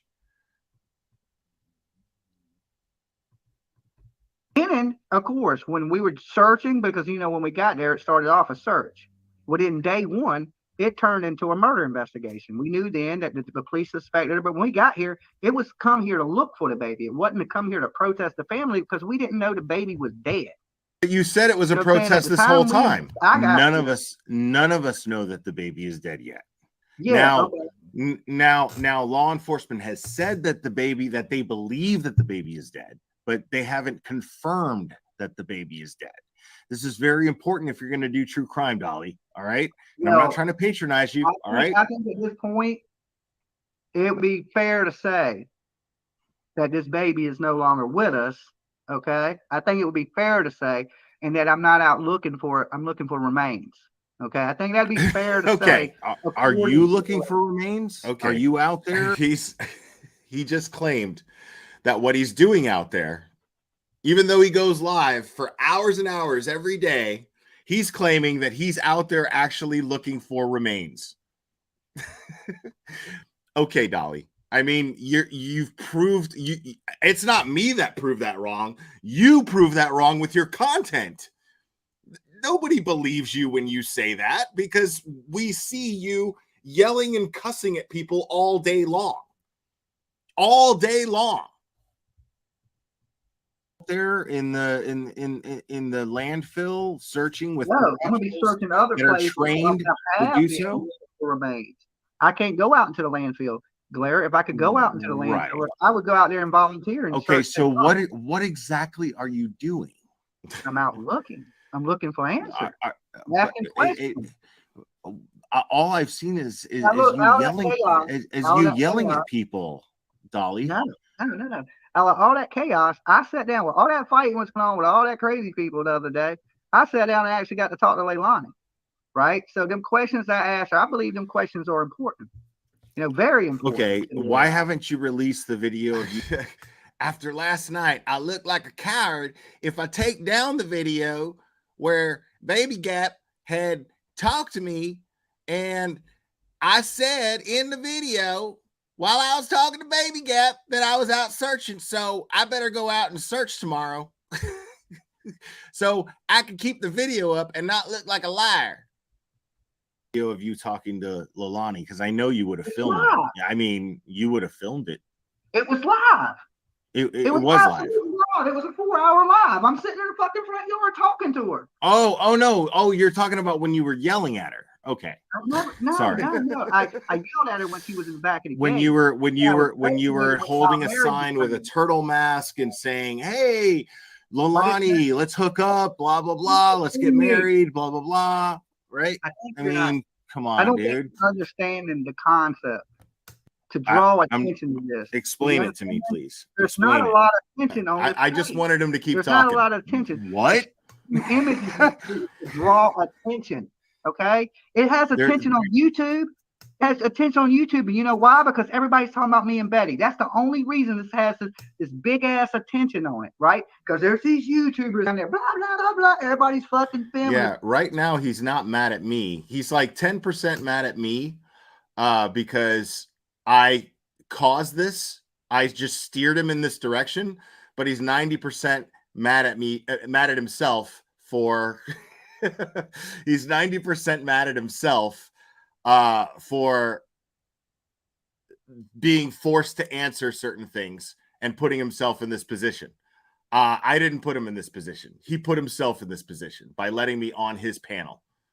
It was ballsy, but he clearly underestimated me and overestimated himself. Clipping us.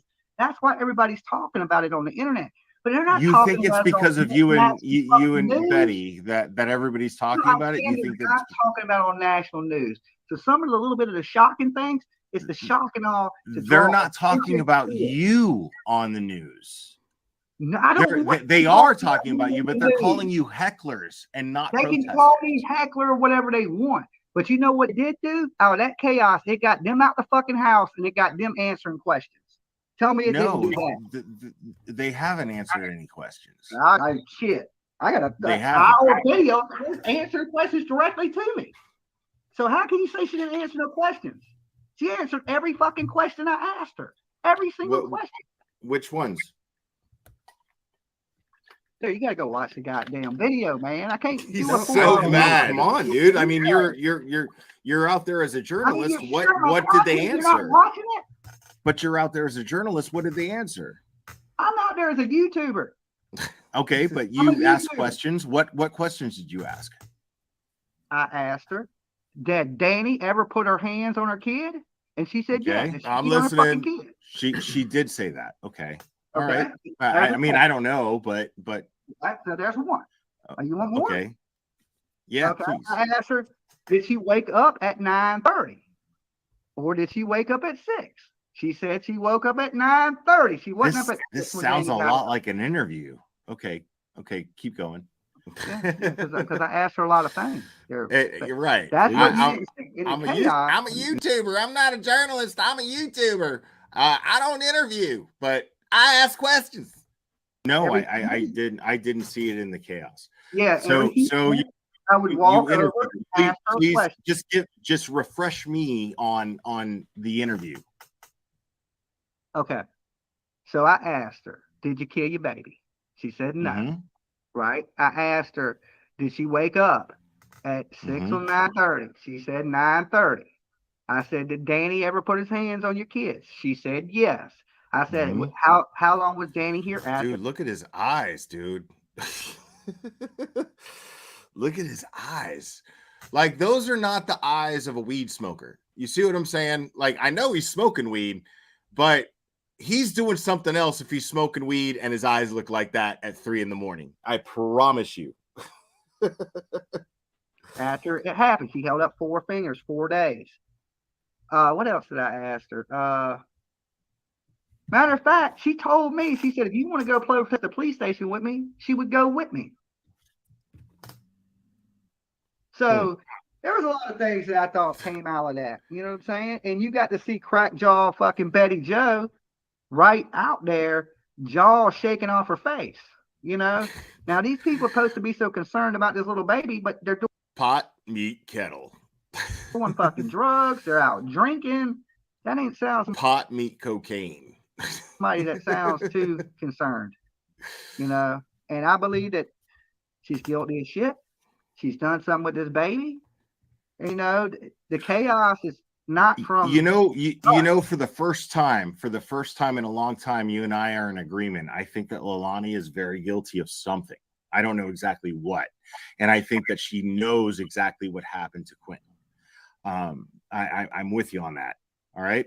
For the first time, you and I, we've butted heads when it came to the whole crazy crap about women and talking about you and emailing me about stuff about you. And I was just like, I want proof. And I never got proof. You know what I mean? And I still defended you on that stuff. All right. But And I want to, I don't want to talk too much about that because I don't really care about it. I only care if it's true. But I never got proof. I never got proof of these allegations. I saw proof when I saw him yelling and cussing and saying horrible things to a woman in his own video. That proved to me that he's abusive for sure. But people accusing him never provided me with the proof that I asked for, because I don't think that that's okay. The things that he was accused of, people like that don't have a place in our community as far as I'm concerned. And I don't care how I feel about somebody or not. Those are extremely serious accusations, and I need proof on those things in order to make my own personal judgment. Doing out there, I do not agree with. And I think I ain't saying you are going to agree with it, but I think you guys are looking at it like we're like the Braveheart leaders waving a flag. No. And that's not the case. No, I don't look at you like Braveheart. I'm responsible for my actions. No, I don't. No, nobody looks at you like Braveheart, dude. My actions out here, and I ain't had the best actions. You know what I'm saying? Some of them been bad, some of them been good. Right? I've done some good. I've probably done some harm, a little bit of fucking harm along the way. But some of that was created. You know what I'm saying? Like the whole thing with that old lady showing up, that was created by your homegirl. You know what I'm saying? To create chaos. My homegirl. Chaos, that some of that chaos is being brought out. I don't have any homegirl from other out there. YouTubers, okay? And it's turning itself into a shit show. You know, it's already a shit. It's shit. It's crazy enough. Okay, yeah. So it's not him turning it into a shit show, even though he organized the whole thing with Betty, and tried to get everybody on board. But he's sitting here saying that somebody else turned it into a shit show, not him. Wow. Look at those eyes, bro. Enough. It is a shitstorm in itself. But like I said, that wasn't created by me. I didn't get up here on the internet to create this storm. The chief of police did. What? Okay. Again. Actually, I think I actually get to this. I'll just let it play. Because I don't want to like...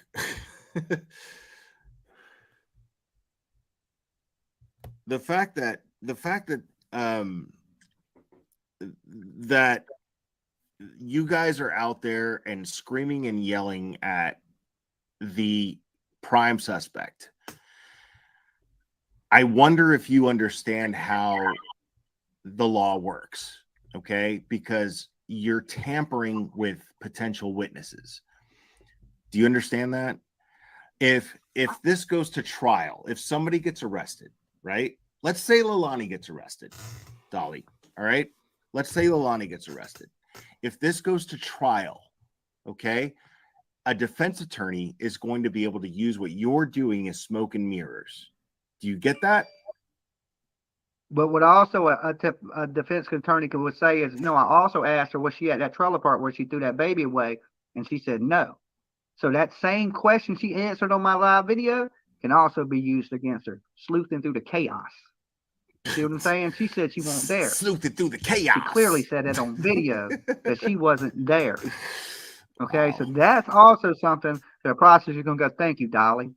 You know what I'm saying? Because you made her say she wasn't at that goddamn trailer park, and she was. You guys incited a shit show out there. No, and the chief of police did. And now that Voices Behind My Balls is out there, or at least in touch directly and going live streaming with Billy Joe, which is a total shit show in itself. That's worse. That's happening. It's part of it. It's not just worse with what you're doing. It's part of what you're doing because you incited it, dude. I didn't incite anything. You and Betty incited it. These people out here, you don't think they're upset themselves? You think me and Betty got these people upset? No, we're all upset. Now, Mystery Maven, I know it's short notice, and I don't know if you're able to, but I would absolutely love to give you a link and get you up here. once this is done, because I have a couple of questions that I would love confirmed by a experienced prosecuting attorney. So I would really love that. But I understand if you can't. But you are invited, and just let me know in the chat if you want a link. It's just that most of us, or at least a fraction of us, let's just say that. I'm not going to say most of us because I don't know, but a fraction of us feel that what you're doing is not helpful. Okay, it's let me ask you this. counterproductive. Baby Gannon, It's if I go out there counterproductive. live tomorrow and I go live and I walk up to the protesters and I go, hey, protester, has Dolly ever asked you to do anything out here or told you to do anything or act crazy or to scream or do any of that stuff? And let's see what they tell you. All right. I'm going to ask you another question. If you're protesting, why aren't you let me ask you this. What are you protesting exactly? What are you protesting? The fact that there is no arrest All right, in the murder great. of this child. Okay, the girl great. is clearly awesome. Okay. Why are you in front of their house doing that? Cherry, I see you in the chat. Can you please drop the link for the email in chat so that Mystery Maven can email you, and then I can share the link with her. Just forward me the email, and I'll share the link with Mystery Maven Esquire, and she can come up whenever she's ready. Instead of going to the police department. And why didn't you go to the town Thank you, meeting Cherry. that was 2 nights ago at 6:30 p.m.?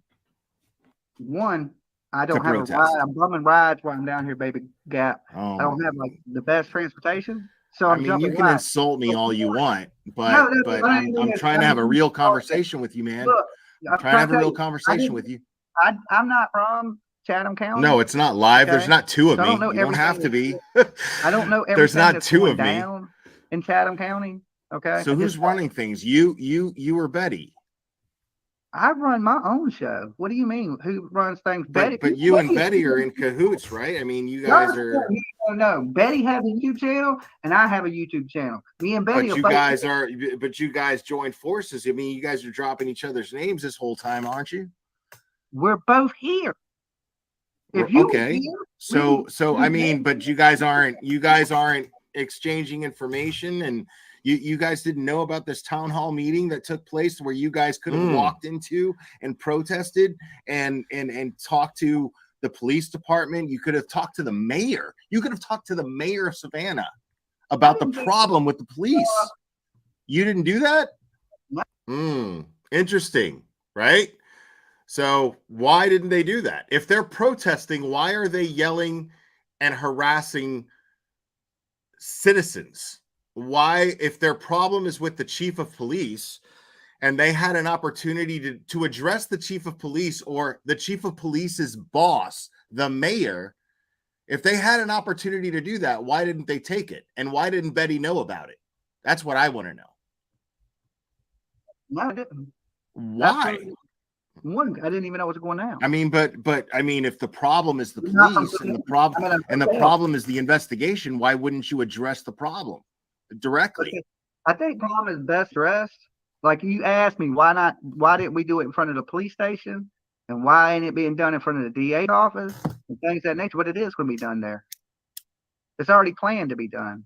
So but it hasn't been done yet. And you had the opportunity to do it. You don't know what's planned. You know what I'm saying? You don't know what everybody has planned. Okay, you're like, why ain't you doing this? Why ain't you doing this? But I'm here to tell you that stuff is going to be done.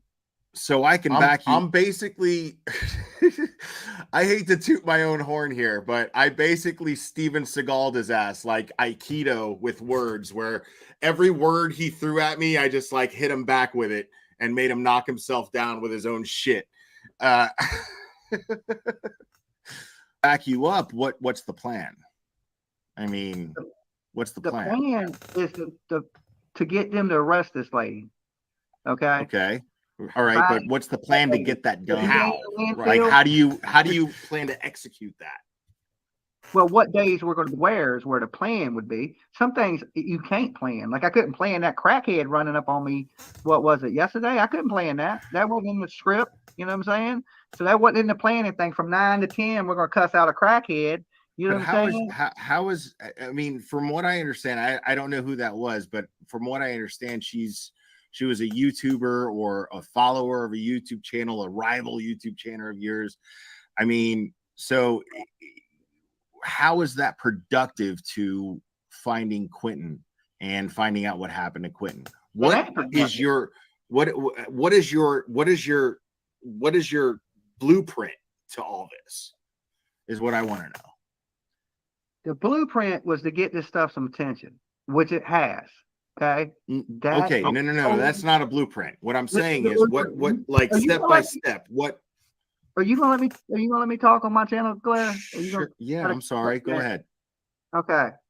I didn't want him to boot me off. Like I wanted to keep him talking. The one thing we do have good as a YouTuber sometimes is people watch us. And man, it's like a kick in the balls to yourself. You know what I mean? Like it just hurts. But sometimes if you're on somebody else's channel and they have the power to boot you off and you got them talking and saying things that you've been wanting to get them to admit, you just fucking swallow your pride and say, I'm sorry, just to get him to keep talking, because I did not want him to boot me off. I knew it was going to happen eventually. I just wanted to prolong it as much as possible. It's the same principle as a crank call. A crank call only works really when you keep somebody on the phone and you manage to keep them talking. That's the best. That's the best execution of a crank call. But last night was the exception because like we got to see the reaction of MGL knowing that she was getting trolled, and because the whole thing in theory is that you piss them off, you got to them, you got under their skin, you frustrated them, and MGL got really mad. It was really funny. But in this case, the same principle as far as you want to keep them talking. And I wanted to just keep him talking before he booted me off. Okay. It draws attention to things. The more attention that's on this, the more stuff is going to pick it up. More stuff is going to carry it. The more pressure to put this girl in jail. Look, here's the thing. I know what you're going to say. If they fuck this up, they only got one shot. But they can charge this girl with lower charges, okay? Just like they have Cody Bixby's dad. I know you followed this, okay? So you know about the Cody Bixby stuff. The dad's in jail for 30 charges, child neglect, abuse, things of these natures. They still have the opportunity to bring him up on first-degree murder charges here in my state, okay? Why is this not happening to this girl? See, okay? I find this fascinating. I find that you brought that up fascinating because... Yeah, look, because Betty is all about the rights. Betty's all about rights, right? Now that person, whether you like it or not, Lalani, whether you like it or not, she has rights. And so a defense attorney can bring up those rights in court and get the whole thing thrown out. And so what I'm begging you, Dolly, I've insulted you and I've done all these things like to be funny on my channel because I love to entertain my people just like you do, right? We have that in common. But what I'm saying is, one thing that I've always said is that if you're so about rights, because you guys keep talking about First Amendment. I don't talk about we're rights. Out here preaching and First Amendment, blah blah blah blah blah. Okay, hold on.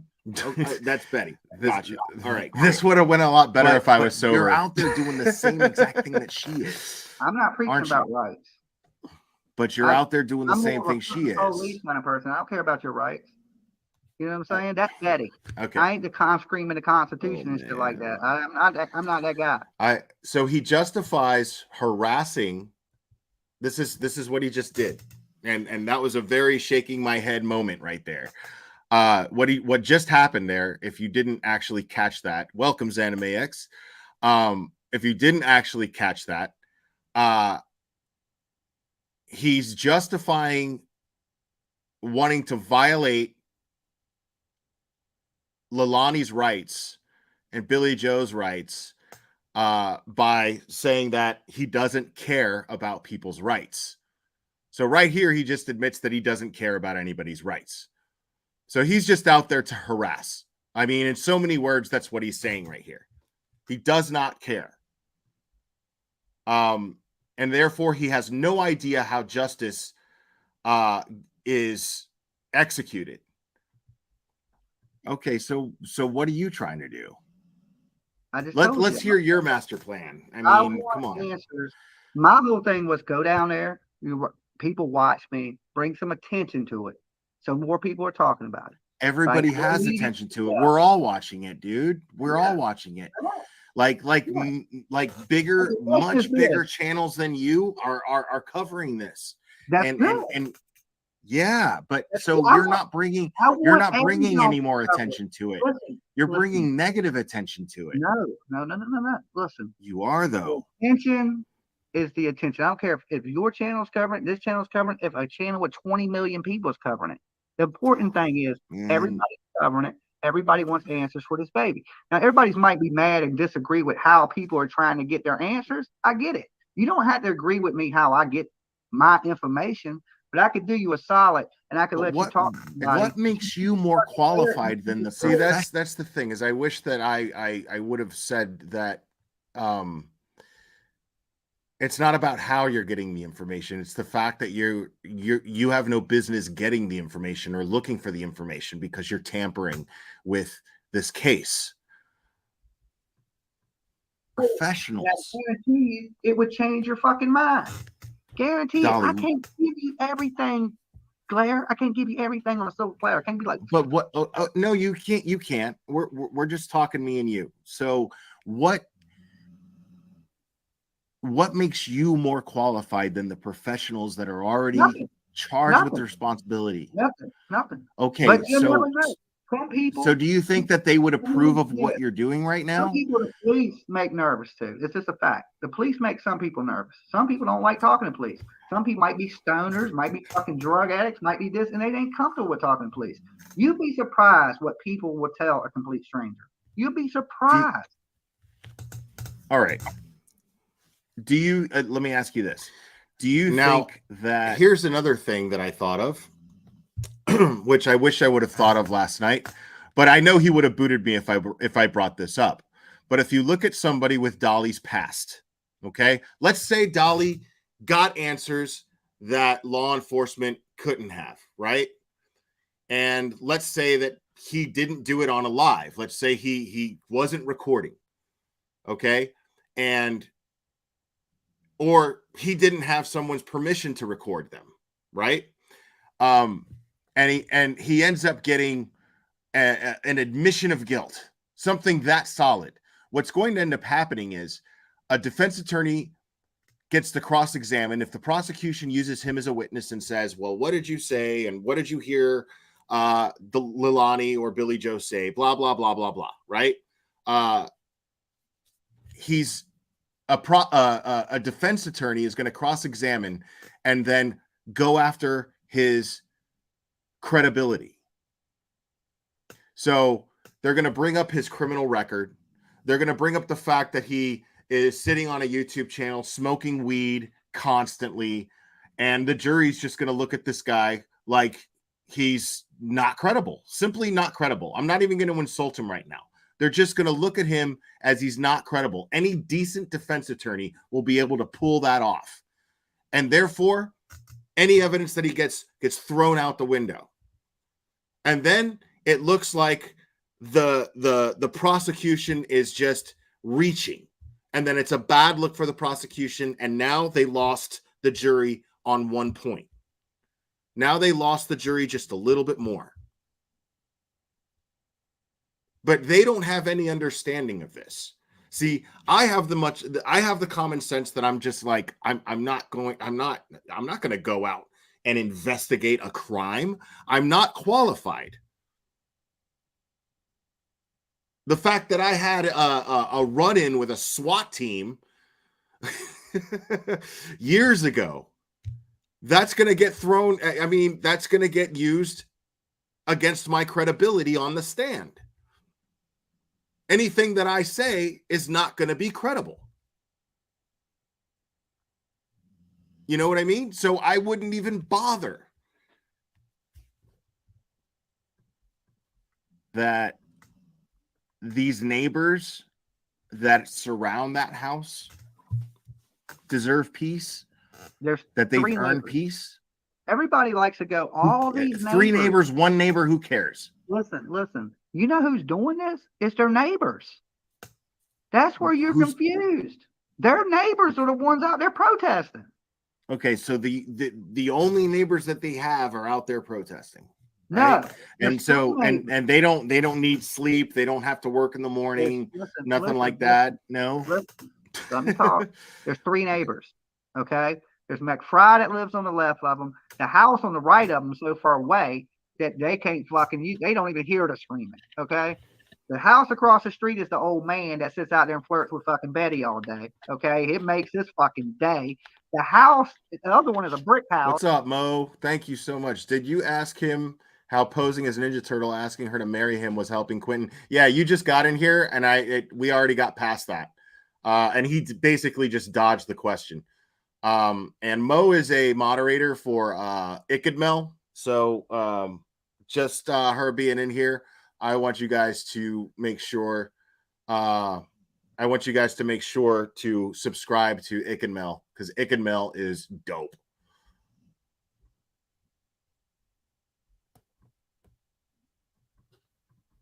House, and nobody even ever fucking comes out of it.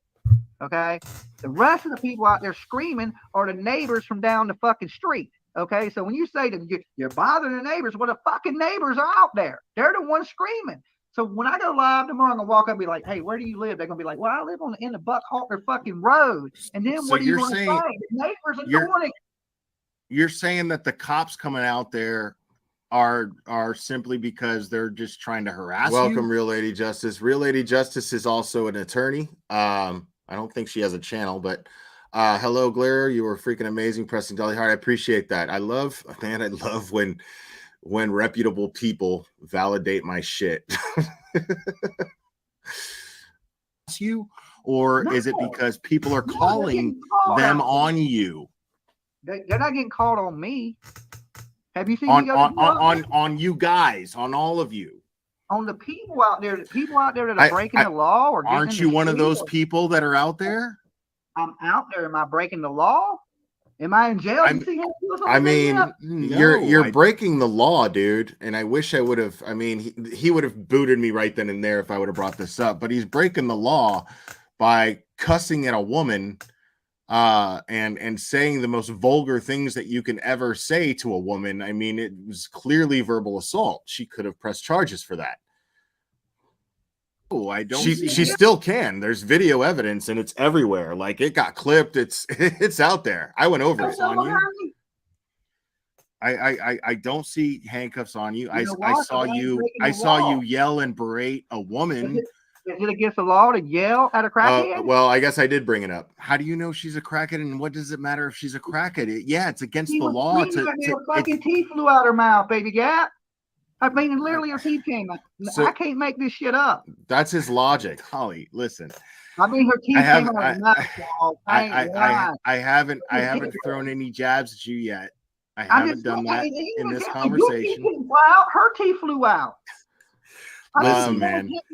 I cussing at someone in an aggressive manner, Prairie. It is a crime, actually. It's called verbal assault, and someone could press charges for that, especially if there's children around, and there was children around. I saw you yell and berate at a woman. A woman that tried to hit me with her teeth.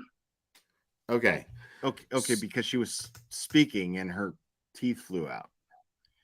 Yeah, and you insulted unreal mother. This guy's logic is unreal, dude. She insulted my mother, and some of the things she said about my mother, I should have Dusty Rhodes her ass off the top rope for, but I didn't. I maintained my cool in a mean way. I might have said I'm loving that he's saying this shit out loud. So here he is saying what I should have done was actually physically assault her. a whole bunch of old, evil, slick shit, but I didn't drop an elbow on that lady one time. Wow. I didn't hit her with a Ric Flair chop or nothing. Wow. I could have Wahoo McDaniel'd her ass. Unreal, man. Let's get to the bottom of this whole thing, because now you've got Molly Golightly, who's talking about, and there you have it from an attorney. He got in that woman's bubble and aggressively, verbally assaulting with threats is criminal assault in all caps. That's coming from an attorney, people. Okay.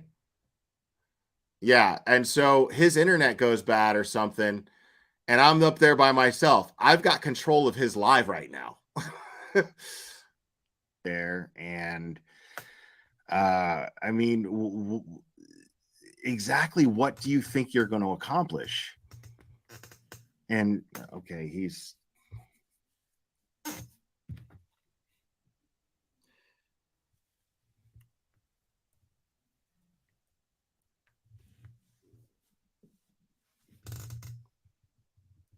that could have went really bad for him. If I was a dick, and I'm not, listen, I for all of you, I am known as the troll. I'm not going to take advantage of Dolly's stream here. I'm not going to do that. Like, I am totally in control of his live right now. I don't know. I am a classier person than that. I'm hoping that Dolly will come back and we can keep talking. The purpose of this, and I know it was a great opportunity, Laura P., but the purpose of this was not to troll him. And I was sincere in that. If I'm trolling you, I'm trolling you. You know what I mean? But I saw an opportunity here to get answers, and even maybe just a small chance to get him to see and understand why what he's doing is bad and it's counterproductive and it's actually costing justice and not actually getting it. So I was really, I was really hoping to get through to him. I was genuinely hoping to get through to him. I'm not going to use. All right, cool. What did you say about me while I was gone? Ric Flair? No, I promise. No, actually, I was being extremely respectful. I promise. I was. Okay. All right. So where was it? So anyway, a lot of the protesters are the neighbors and the people that live in the area that are coming out there.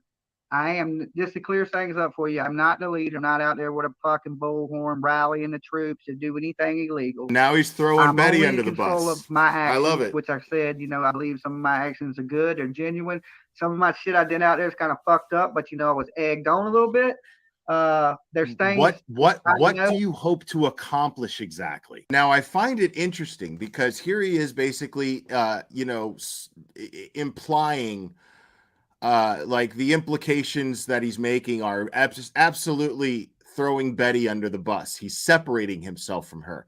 And what that tells me, my indication of that, the indication that I'm getting of that is they feel pressure. They are afraid of going to jail at this point, but the money's too good. The money keeps rolling in and they're too greedy to walk away from it, but they are clearly afraid that they're going to end up getting locked up. Exactly. I just hope they find this baby and there's justice for it. I might not accomplish nothing, Gap. Nothing. I might not.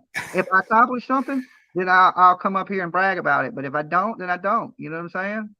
So, I mean, are you making money? I always make money.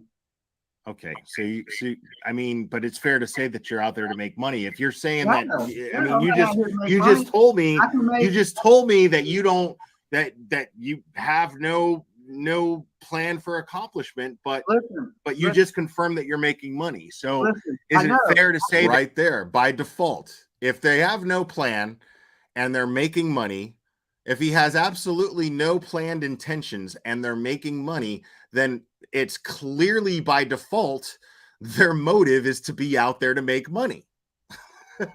by default say that you're only out there to make money. I make money every day. Isn't it fair to say that you're only out there to make money? That's not fair to say. I make more money at home. I made more money off Turtle Island, kicking you off an imaginary island, than I do down here. Really? Okay? I was on imaginary island? I made more money kicking you off a fake island than I've made down here. Real I make Lady more Justice. money at my studio than I make down here. Dude, listen, down man. Here, I don't even talk about videos. When I'm at the studio, all my shit studio is monetized. So exactly when it comes to the Quentin Simon case, here. Okay. What do you hope to accomplish with the Quentin Simon case? Exactly with what you're doing. How it does what you're doing. Wait, accomplish Cherry, did you forward me the email? Because she sent it to the email that you dropped. So I need you to forward it to me. I can't send you the link. You have to send it to me.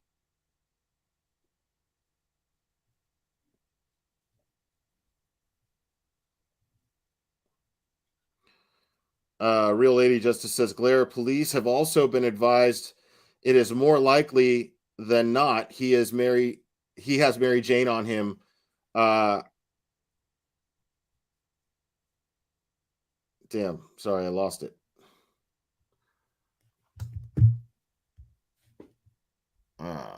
That he has Mary Jane on him in a car if they are stopped. Oh, Dolly. Yeah, we know. Well, learn how to speak English 2.0. That limey English is outdated, okay? We're American here, and we beat you guys 240 some odd years ago, and so the language has improved. It's been upgraded. So learn to speak English 2.0, which is American.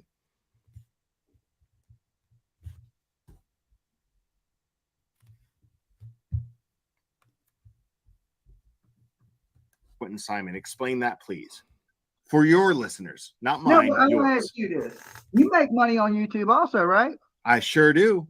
Okay, now, what's the difference between you making money on YouTube and me making money on YouTube? Because you exploit victims. But I exploit people that exploit victims. You know what? You take your money. Yeah, I found the loophole. Listen, you take your sure money and you put it in your pocket.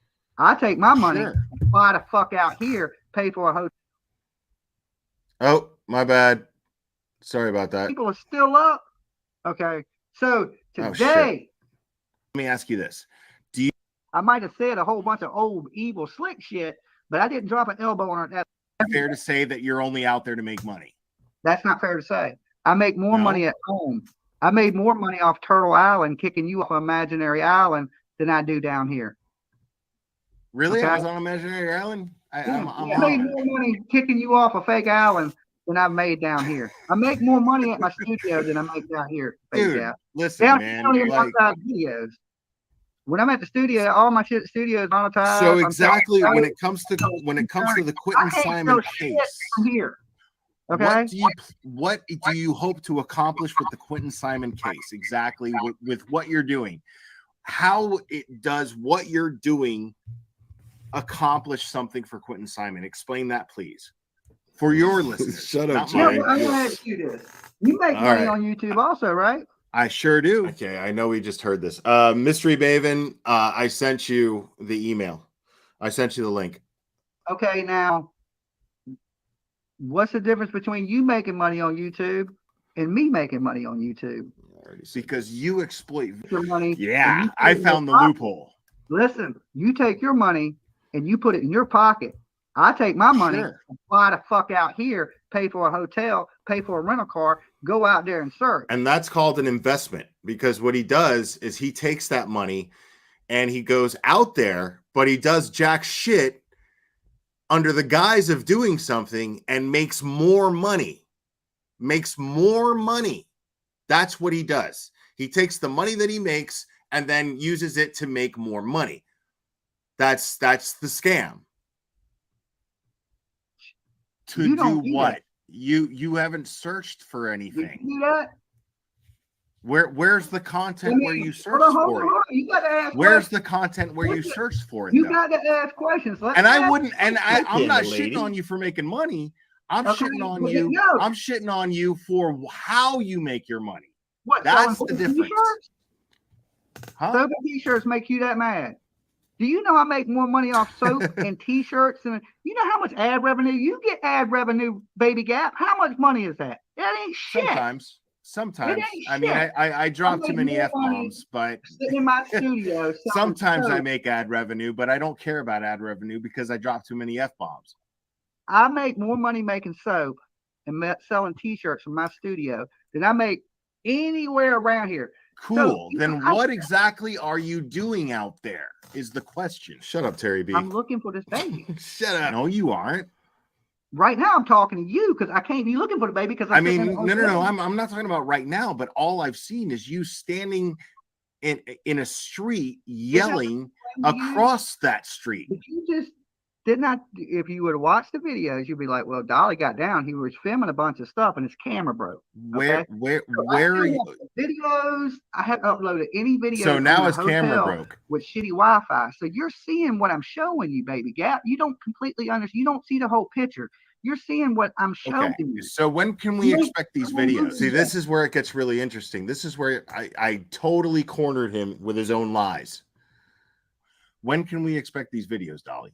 I can't do it from here.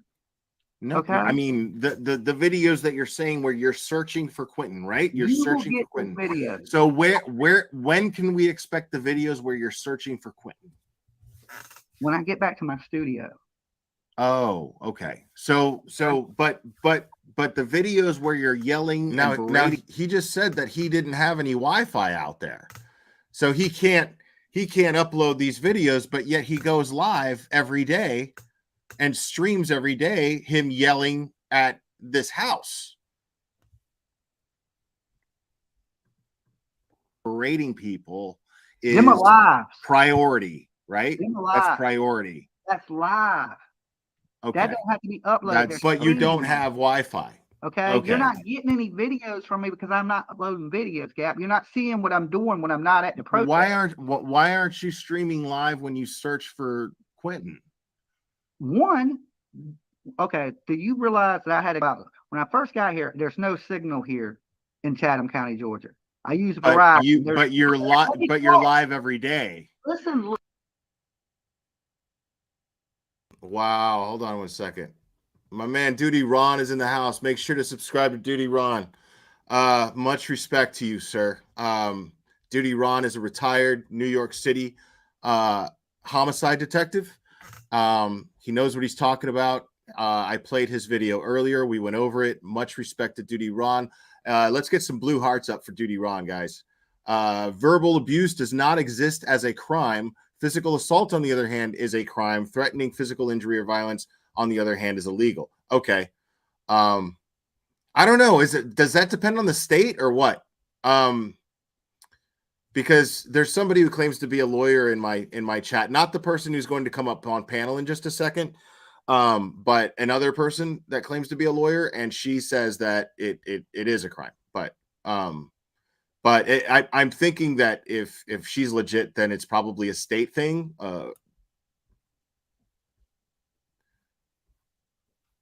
Yeah, look at all those blue hearts, man. Thank you guys for that. Listen, you know why I'm live? But you're live every day, so how's there's no signal? Okay, listen. All right. You got to go. You got to let me go. All right. You won't even let me talk. Sit back there and be patient. Let me explain to you real quick. I'm doing you a solid by even addressing. What happened right there? What happened right there was very simple. Okay. What happened right there was he got cornered into his lies, and he saw it, and he had no way of getting out of it except to boot me off. Yeah, because the problem is the searching videos that you made can't be uploaded because you don't have Wi-Fi, yet you're going live every day for hours on end. While you're yelling at people. Interesting. Mystery Maven Esquire. Hello. Hello. Can you hear me? Yes. I could. It could be louder though. Okay, hang on a sec. All right, how's that? A little better, but I think we can manage. Okay, I can talk loud. Okay. So you are if you could explain to the chat real quick exactly what your profession is and your experience, how long, and your education. Sure. Well, I am Jess. I am the Mystery Maven. I'm a licensed attorney in New York. I have 22 years, going on 23 years experience as an attorney. I have criminal and civil experience.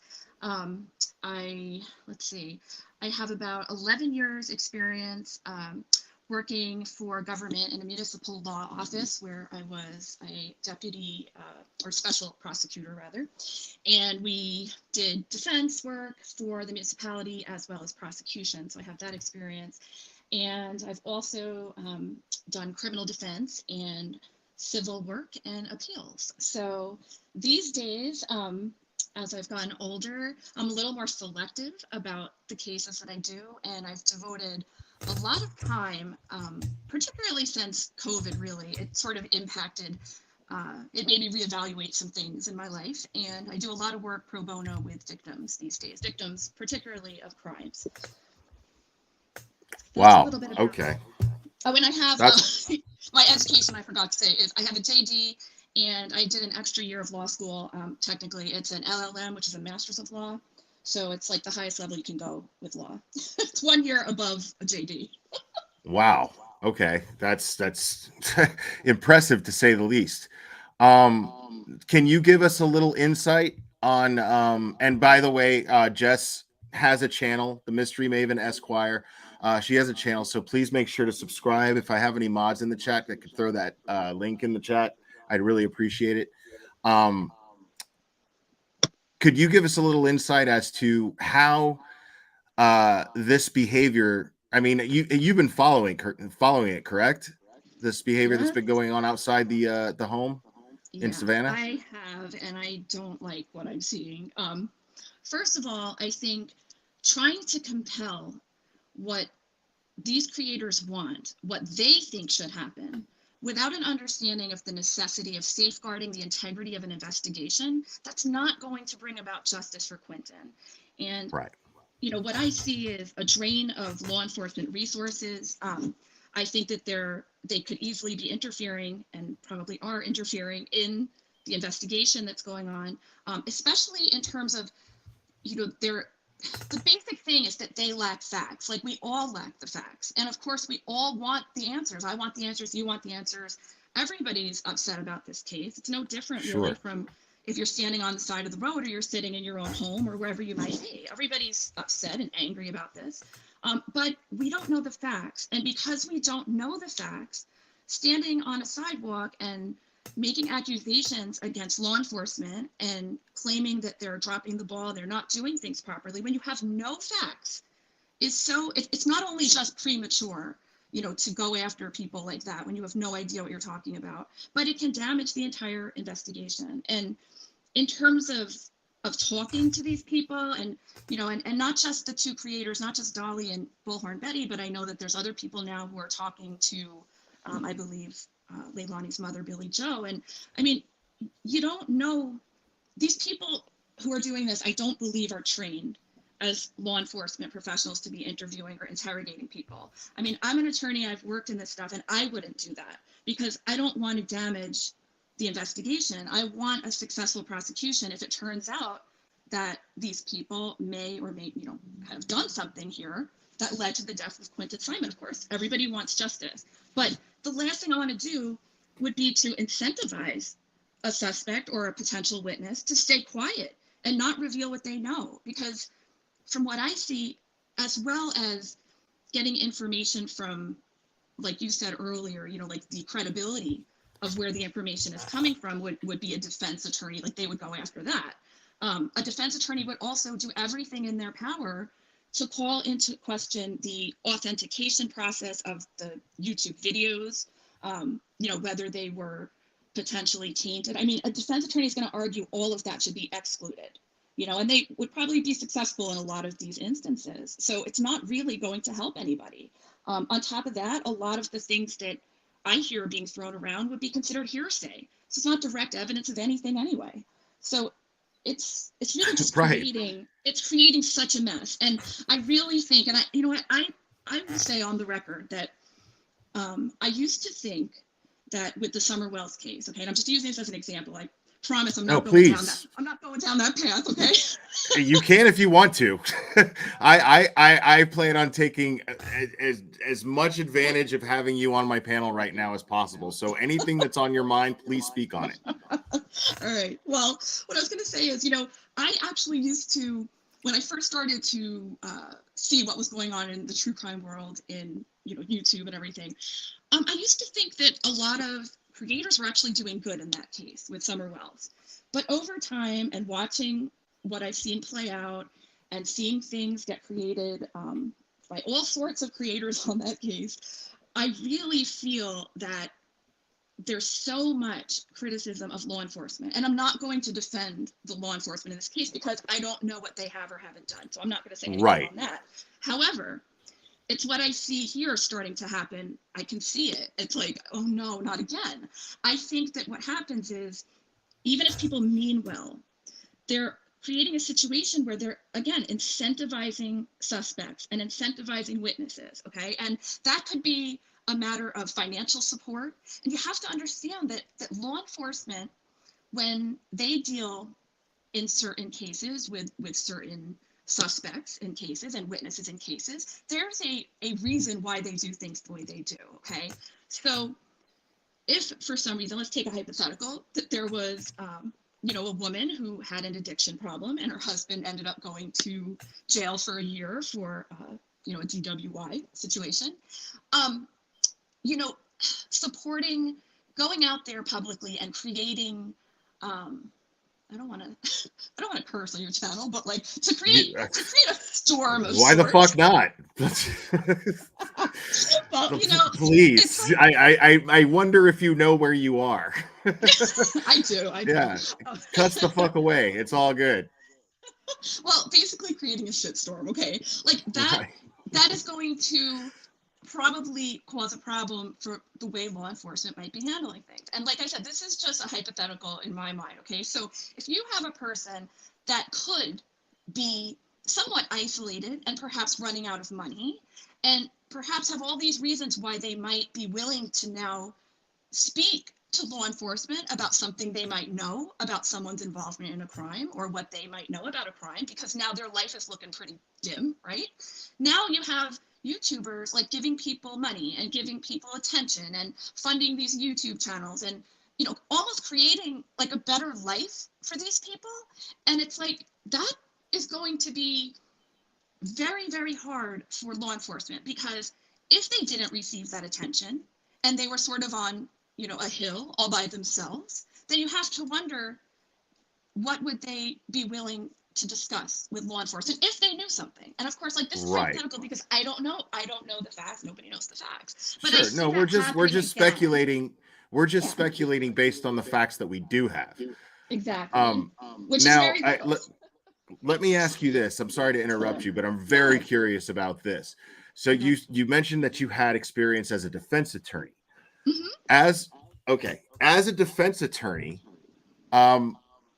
how could these actions, like, let's fast forward past an arrest, an investigation, and an arrest, and as a defense attorney, could you give us some insight as to how these actions of these so-called protesters, these hecklers, could affect a case in favor of a defense attorney? What would you do as a defense attorney in using that?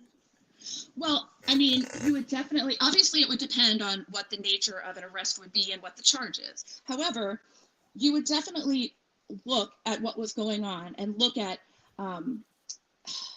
were these people intimidated in some way? Were they being pressured in some way? Like, what was going on if these people said anything to anybody? And what I mean is when they say things that could be used in court, okay? So let's say somebody says something and the police get that, and it's part of their investigation and part of their case, and then the police try to use that as evidence. Well, now you can say, well, look what was going on outside this house, and look at the pressure these people were under, and look at the stress they had, and you would try to create issues with. Dude, I totally said that the other night, because now now you've got Billy Joe on some other YouTuber's channel crying, you know, and it's all about the abuse that they're enduring, and now they're victims. You know what I mean?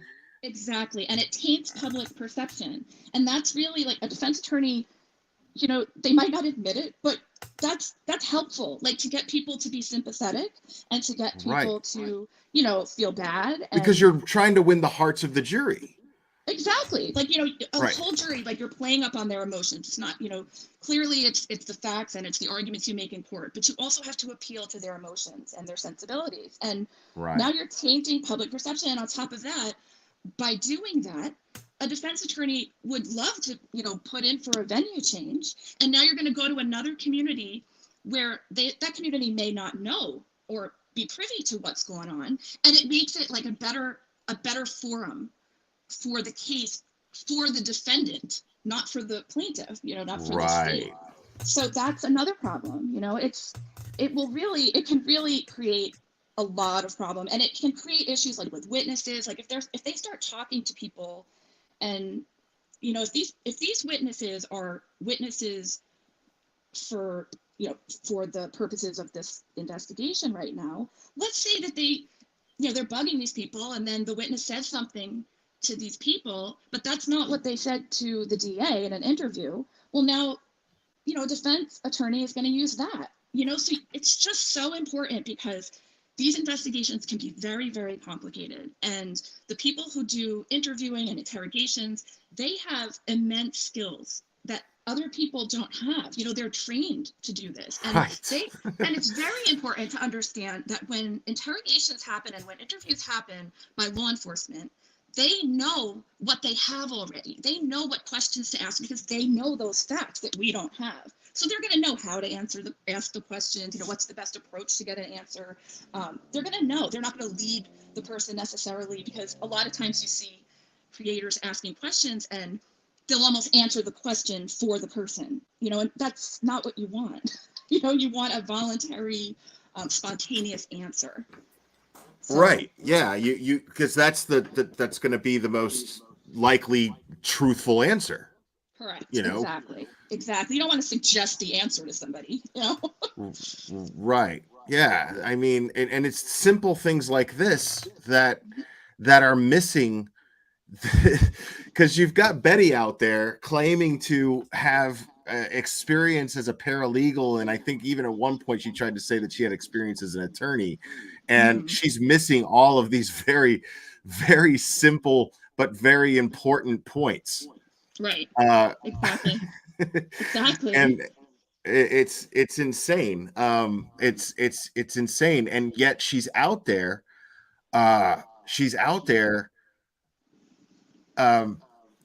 Claiming that it's for the sake of getting justice for Quentin, when what they're doing are really they are the strongest thing out there right now that is counterproductive to getting justice for Quentin. Exactly. I think that it's important, you know, I think it's important to bring awareness to cases. I think that has value, but you have to be so careful in what you're putting out there, and you can't go out there. And in terms of some of the reporting that I've seen, the things that I've seen stated as facts that are not factual is very concerning as an attorney. I mean, if these people were my clients and I heard them going on YouTube saying things as facts that I've heard, I would be like, you're in very, very, very risky territory. Right. And it's also interesting because, like I mentioned earlier, like I'd love to get your insight on this, because I mentioned earlier Dolly is out there claiming, and like he just claimed in this video that I went over when I spoke to him last night, he claimed that he's going out there and getting interviews, and he's saying that I'm getting the stuff that from people that are afraid to talk to cops, right? So as a defense attorney, if you were cross-examining, and he was, let's say he was a witness for the prosecution, right? And the prosecution has him up there on the stand and says, okay, well, you spoke to this person and they told you this, that, and that. And if he had them on video, as a defense attorney cross-examining that, what would you do? What would be your strategy? Cross-examining the video. Cross-examining Dolly. If he says, well, I talked to somebody that the police weren't willing to talk to, and this is what they said. Yeah. Well, first of all, I would definitely be asking them, how did you get involved in this case? What are your motivations in this case? That sort of thing could be very useful in terms of undermining the credibility of that witness. If you could show that. So you would be attacking his credibility. Oh, absolutely. I mean, I would. It's not. It would, anybody. You're going to attack their credibility. Any witness you're going to cross-examine. That's your. You want to show that whatever they're saying has no merit to it. So you would absolutely do your best to bring in what you could that would be relevant about that person, about what they were doing there. You would probably bring up some of the footage that we've seen with him standing in the turtle thing or whatever that mask was and holding that sign. You know what I'm saying? Like, you would bring up the antics that were going on out there to try to show that perhaps this person's veracity shouldn't be trusted in the case. So you would absolutely do that. You would use all of that stuff against them in any kind of way. And I mean, but that would that would be a problem just because of the stuff that I've seen of what's going on down there. I mean, he's given there's quite a bit of material there that a defense attorney could use. Wow. Yeah. And especially like in your experience, because you have a lot of experience in criminal law. So in your experience, would you say that that these people sorry, I got distracted by chat and I actually forgot what I was going to say. And I had a really good question too. I'm terrible at this. I'm sorry. I'm not an interviewer. Oh no, it's all good. It's all good. I personally haven't even done a live yet on my channel because I get so distracted. Like, I think I have like ADHD or whatever. And my daughter has it. My daughter has it. So I'm like, I think I have it. But I get distracted so easily. So I'm like, I don't know if I could handle the chat and then try to think of what I was saying. So I understand what you're going through. Yeah, I want to know that. Okay, let's say would you say in your experience, I remember what I was going to ask. Would you say that in your experience that law enforcement, because they have not made an arrest yet and they have named Leilani publicly as their prime suspect and believe that Quentin is dead, and they have yet to arrest her, would you say it's because they have a lack of evidence, like an overwhelming lack of evidence? Not considering all those factors, like they made it public that she's a suspect and yet they still have not arrested her. For them to name her as the suspect initially, I was very surprised by that, because these days you don't see that often. You see person of interest used, and one of the reasons for that is, if you think back, I don't know how old you are, I'm not going to ask, but back in the Atlanta bombing during the Olympics, do you remember that? Like, I don't know if you guys remember that, but there was this bomb that went off in Atlanta during the Olympics, and this man, his name was Richard Jewell. Richard Jewell. I saw the movie. I saw actually two movies about that. Okay, well, basically what happened in that case is that the police ran and said, he's our suspect, okay? And what happened was, he wasn't the person that did it, but he was named a suspect. And a lot of the behavior that we see now that's going on in this case, and then some of what even went on down in Florida with the laundries in front of the laundry house, you saw similar behavior in this Richard Jewell house because people were so outraged, and he was named the suspect, and everybody just ran with that. And, the press, but also members of the public went. And he was innocent. And he was innocent. He had nothing to do with it. And so after that particular case, there were some lawsuits that came out of that against some very big news media companies. I don't know which ones offhand. But since then, you saw this huge shift to person of interest, because suspect now was kind of off limits, because no one wants to get sued. No one wants to be premature in calling somebody a suspect. So when you see nowadays, like if you see the police coming out saying this person's a suspect, law enforcement is not going to use that term unless they have very, very strong evidence that the person that they're accurate, that they're correct, because they don't want to get sued down the line if they're wrong. That's extremely interesting. So, as a defense attorney, that brings me to another question. As a defense attorney, would you use the fact that they released that they released the name of their suspect so prematurely as a defense? I don't think you could use it as a defense. I mean, it would all depend on what comes out factually in the charges and what happens here. It could be potentially, but you absolutely would. I mean, I think that you would use that. You would keep bringing that up. You would try to use that to your advantage any way that you could. And whether or not you could use it as a whole defense tactic would be, that would depend on all of the facts that come out in this case. But I think that you could easily keep raising that. You could keep reminding the court of that in some way. And if they're wrong, then a civil attorney is going to have, a field day with this, because at the end of the day, a defense attorney's job is basically just to create doubt. And I'm always saying this, it's just to create doubt, and they only have to do it in one juror. So a defense attorney's job, there's a lot less burden on them than there is the prosecution when it comes to having a case. Yes, the prosecution has always much more in terms of what they have to prove. They have to prove all of the elements of the crime. So I don't know what crimes are involved here. Like, obviously, we don't know that. I know I keep saying that. I don't mean to sound like a broken record.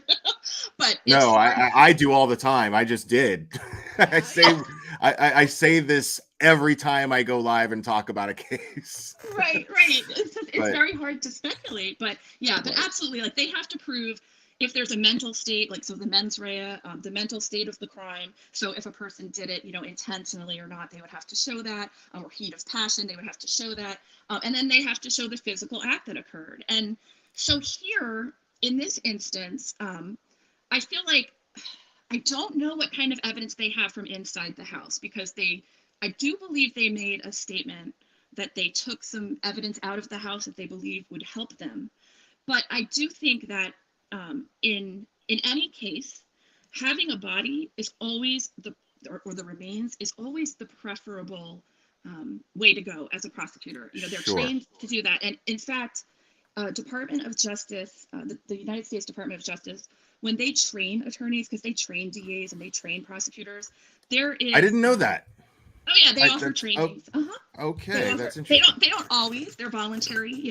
They're something. But they're qualified to do so. Like, they're certified to do so. Absolutely. Yeah, if that's even the right term to use. Yeah. No, that's right. That's right. They're qualified for that, and so many DA's offices look to them for guidance, and they can help in cases, and they do help in cases with no bodies. In fact, those cases are extraordinarily tough for prosecutors, because the best direct evidence that you can have that someone is no longer alive is a body, and the body, it's direct evidence. You don't have to assume anything.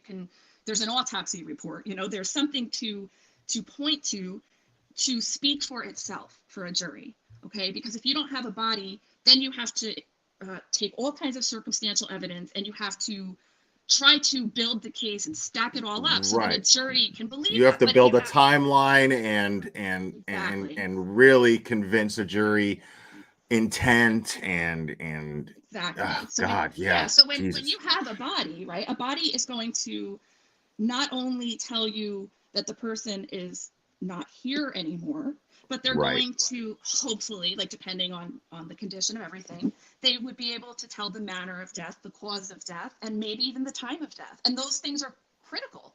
So the guidance from the Justice Department in these cases, the last time I looked, was they would tell investigators to wait up to 3 years before prosecuting. Now, that doesn't always happen. It just depends on the amount of evidence you have. But I do think that we can, it's very suggestive by the police calling her a suspect at this point that they have some very strong evidence. And I think that it's preferable to have the body, because perhaps they might think, let's say that they think maybe there was an accident in the house. Well, having the body is going to provide a lot of excellent information that is going to be direct evidence. It's not going to be something that Right. Lilani may not even be charged with murder because we don't even know what the circumstances are. We don't even know for sure that he's deceased. Correct. And a defense attorney is going to say that. The defense attorney is going to say, well, maybe he got up and ran away. You know, I mean, I know it's crazy because it's a 20-month-old, but nevertheless, they're going to argue that, and they're going to say, well, how do we know he wasn't kidnapped? And how do we know this didn't happen? And how do we know if I'm a defense attorney, I'm going to go, well, ladies and gentlemen, there's no argument that these are bad parents. I don't particularly like them either, but being a bad parent doesn't necessarily make you a murderer. I mean, he could have walked off. They you know, if they could just be guilty of neglect, as far as you know, and yet they haven't even. Exactly. I mean, especially the fact that it sounds like there was some neglect going on and some other things happening here. If that was the case, the defense attorney is going to say exactly what you said. They're going to say, like, these weren't good parents. I mean, they weren't paying attention. And then I just saw that I believe the babysitter had said that she had observed these children by the pool unattended. So a defense attorney is going to use that and say, look, I mean, here they were by the pool one time and the adults weren't there. The parents weren't there. I mean, they're going to use that to their advantage every way they can. So right. It's, you know, it's it's the worst thing that anyone can do is to go down there and to pressure law enforcement to hurry up and rush the case. We don't want that. We really want justice for this little boy. If we want justice, if there's a crime here, we want them to take their time to do whatever they feel necessary to support every element of the charge for the DA so that they will have a successful prosecution. Exactly. Do you have any like anything that you want to say, like, as far as just your general opinion as a YouTuber, as somebody, as a civilian that's witnessing these things? What are your thoughts? My thoughts as a layperson? Just go on a rant, knock yourself out. Closing argument right here. It's just, I mean, it's okay. Well, it's disgusting. It's the worst thing that I think I feel that true crime has been going down the tubes lately. And what's really sad, especially I do work with victims in real life, and it makes me extremely angry to see people who I have no idea if these people have ever actually, you know, had any victim training. Have they ever worked as an advocate in real life? Like, have they gone and sat with victims? Have they sat with the families? You know, what credible, authentic work have these people done to make them believe that they are capable of doing what they're doing? Because it's very brazen, you know, I don't understand. It's like they're not people. That's a nice word to use. That. Well, I don't see the qualifications of these people to be doing what they're doing and inserting themselves into these cases. And I certainly have not seen, and maybe I'm wrong, but I haven't seen anybody with any sort of training, like, just to say, oh, you know what, I went and I talked to this person. In fact, in this case, something that really bothers me is if you really want justice, okay, and you don't have those qualifications, why don't you contact law enforcement and say, how can I help? How can I effectuate positivity here to help you? What is it that we can do? You know, please tell me what I can do to really help.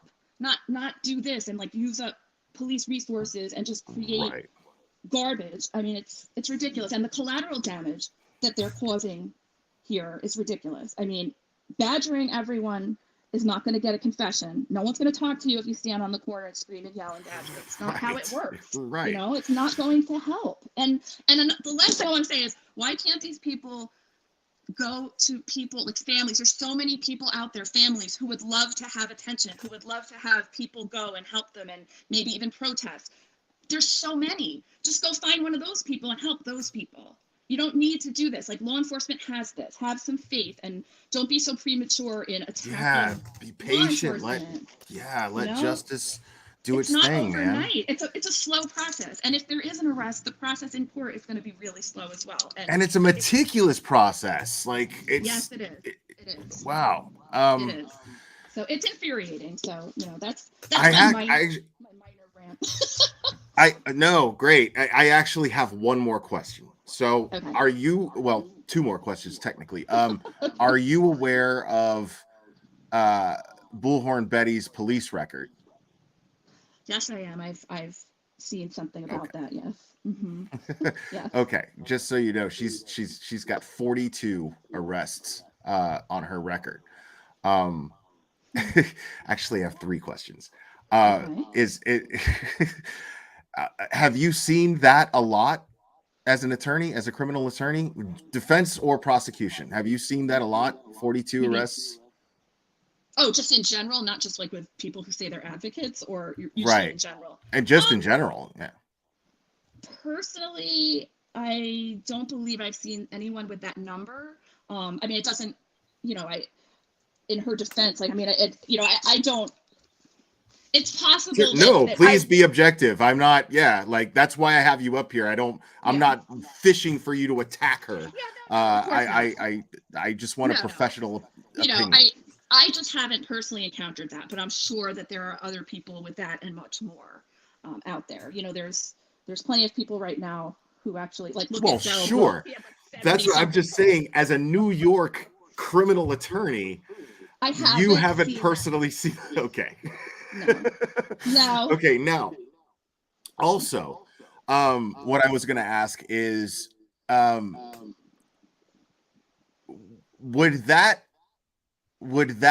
affect? Would you use that to reflect credibility if she was on the stand, if she was a witness in any? Only if it was relevant to what I would be trying to bring out. So it would depend on, if there was something there that suggested that she might not be truthful about a certain issue, then I would try to bring something up like that if I was able to, because it would all depend on, the prosecution probably wouldn't want to allow it. So you would have to argue around all that and see what you could get in. But you have to understand too that depending on what case you're handling, if a witness is someone that, you're, what's the word, that you're nervous about, because maybe there is something in their background that if they open the door, on direct, or the person blurts out something when they're being examined on direct, then you can attack that on cross-exam. So you might not want that witness. Okay, so you might just say, I'm not calling that person as a witness at all because of this person. Well, yeah, that's what I'm saying is like, I mean, I feel like it would be crazy. So like just the fact, that she's even out there trying to act like she's credible in any way, shape, or form, I just think is absurd. Right. I mean, I don't watch enough of her to know that. I only really have seen her in the what was going on down in the laundry case, and then I saw a few things that she said, I guess it was a week ago in this case, and it was about her knowledge of the law and what she said. And I don't remember off the top of my head, but I can tell you that when she said it, it proved to me that was an inaccurate statement, because what she said it was not the law. So, that's all I can say. I love it. I love it because I gotta tell you, I'm sitting here, I'm speaking with an attorney, and I'm really in my own like arrogance right now, because you're validating so many things that I've been saying, and I have a GED education. You know what I mean? There's nothing wrong with that. So no, I know there's nothing, but at the same time, it's like, here I am, and I'm explaining. I'm explaining things on these live streams all the time, the same way that you're explaining them right now, except without the technical, jargon that you would get from being an experienced attorney, or an educated attorney. I'm saying the same things, and I hear this person who says that she has experience in law saying the most absurd things that I've ever heard. And I'm like, dude, I have a GED education, and I know that is total bullshit. What the fuck are you talking about, lady? Yeah, right. So I see a lot of that on YouTube, to be honest with you. And I just usually keep my mouth closed, and I don't, I'm just like, whatever, because it happens so often. It's just like, okay, I'm kind of immune to it. But I don't like what's going on, and I, as somebody who devotes a lot of time to helping victims and to seeing, and I mean, I have worked on cases. I'm working on a case right now. I've been working on it for over a year. It's an unsolved homicide case, and I mean, the work that I have put into this case with this family and the stuff that I have done, to see people think that I'm going to go stand on a street corner or whatever, and I'm going to do this and that's going to help. It's like infuriating, because when you do this work and you know what goes into these types of things, it's hard to watch. And I give a lot of credit to people like Doin, like people who, you know, have these detectives who have actually worked in this. I can't imagine how they feel, because I look at it like with my well, they feel that, yeah, my attorney defense background, and I get, it can be infuriating. You just have to walk away from it and say, I can't with these people.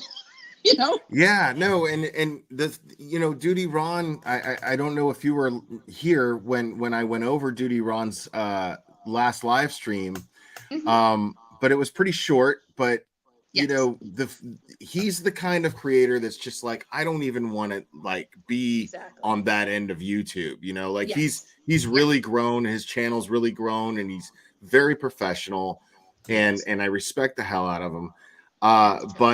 But I found it fascinating that he couldn't keep quiet without giving his opinion. He had to speak up on it. He had to use his professional experience to speak up on this matter and you know, address it. And it's gotten to that point. Right. You know, I agree with you. He actually does so much work, not just on his channel, but in real life with victims, and he really helps them. I mean, that guy he's a good person. He's not just, you know, some creator with like a facade who's like putting on a show for people. You know what I mean? He's a good person. And for him, I was happy. Oh, I lost her. I don't know what happened. I didn't boot her. I hope she comes back.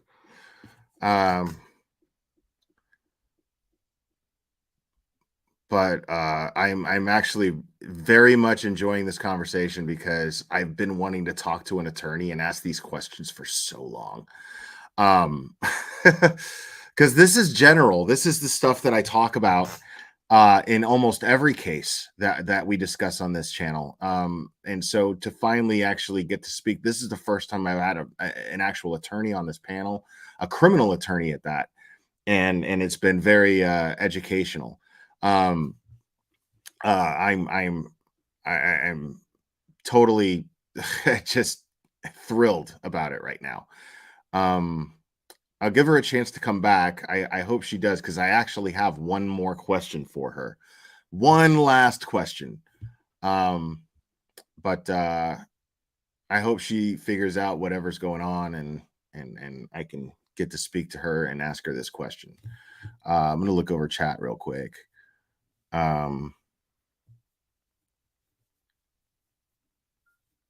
But in the meantime, guys, make sure that you subscribe to Mystery Maven Esquire. Cherry, if you could drop her link, just bomb her link in the chat. That would be great.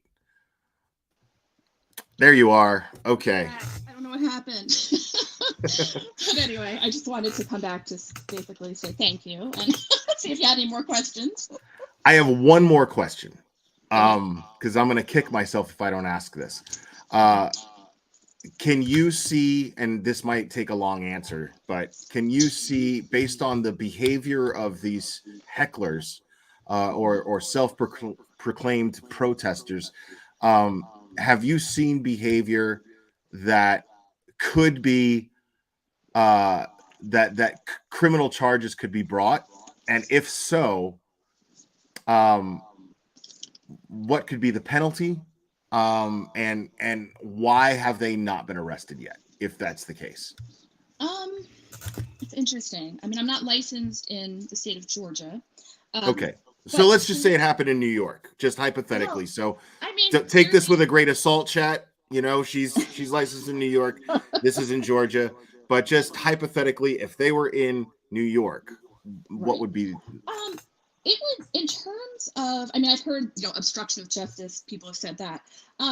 You know, generally those things are a little bit more of an overt act, you know, but could you make an argument perhaps that they're interfering and impeding an investigation? Maybe. I mean, I definitely think that that's something that it depends on the extent of their behavior. You know, are they intimidating witnesses? I don't know, but, you know, that is something that could get them in trouble. in terms of the ordinances down there, now I heard the other day Bullhorn Betty saying, well, I have constitutional rights and like that's it. And it was basically like in her mind, I guess that was the end all be all. And I don't think that it seemed to me that she didn't think that she had to follow any other laws as long as she had the First Amendment right to speech. That's what it comes off as, right? Like she keeps inaccurate. saying that she's like she specifically said that a noise ordinance doesn't apply when you're applying you're exercising your First Amendment right. Now, the Supreme, it's very apparent that no, it's all good. But the Supreme Court has held that states and local laws can regulate the time and the place and the manner of speech. So they absolutely could be held responsible if they're violating the local laws there in terms of, I believe that they have to stop by 10 o'clock or something, in terms of the noise and all of that. The police don't just have the obligation to uphold someone's constitutional right. They also have to enforce public safety and welfare. That's the police power, and they have to do that. And if people are in the street and screaming and disturbing the peace, like all of that could potentially end up some sort of an actionable offense. Like they could be cited for something, they could be arrested. And then certainly, if I believe in Georgia that you're not supposed to, I believe there's a law about using profanity in the presence of children or something. So, there's that. There's definitely, there are laws that I think they could be held responsible and culpable for. But in terms of the more serious charge, which would probably be something like obstruction of justice, there would probably have to be a little bit more of an overt act going on. Huh.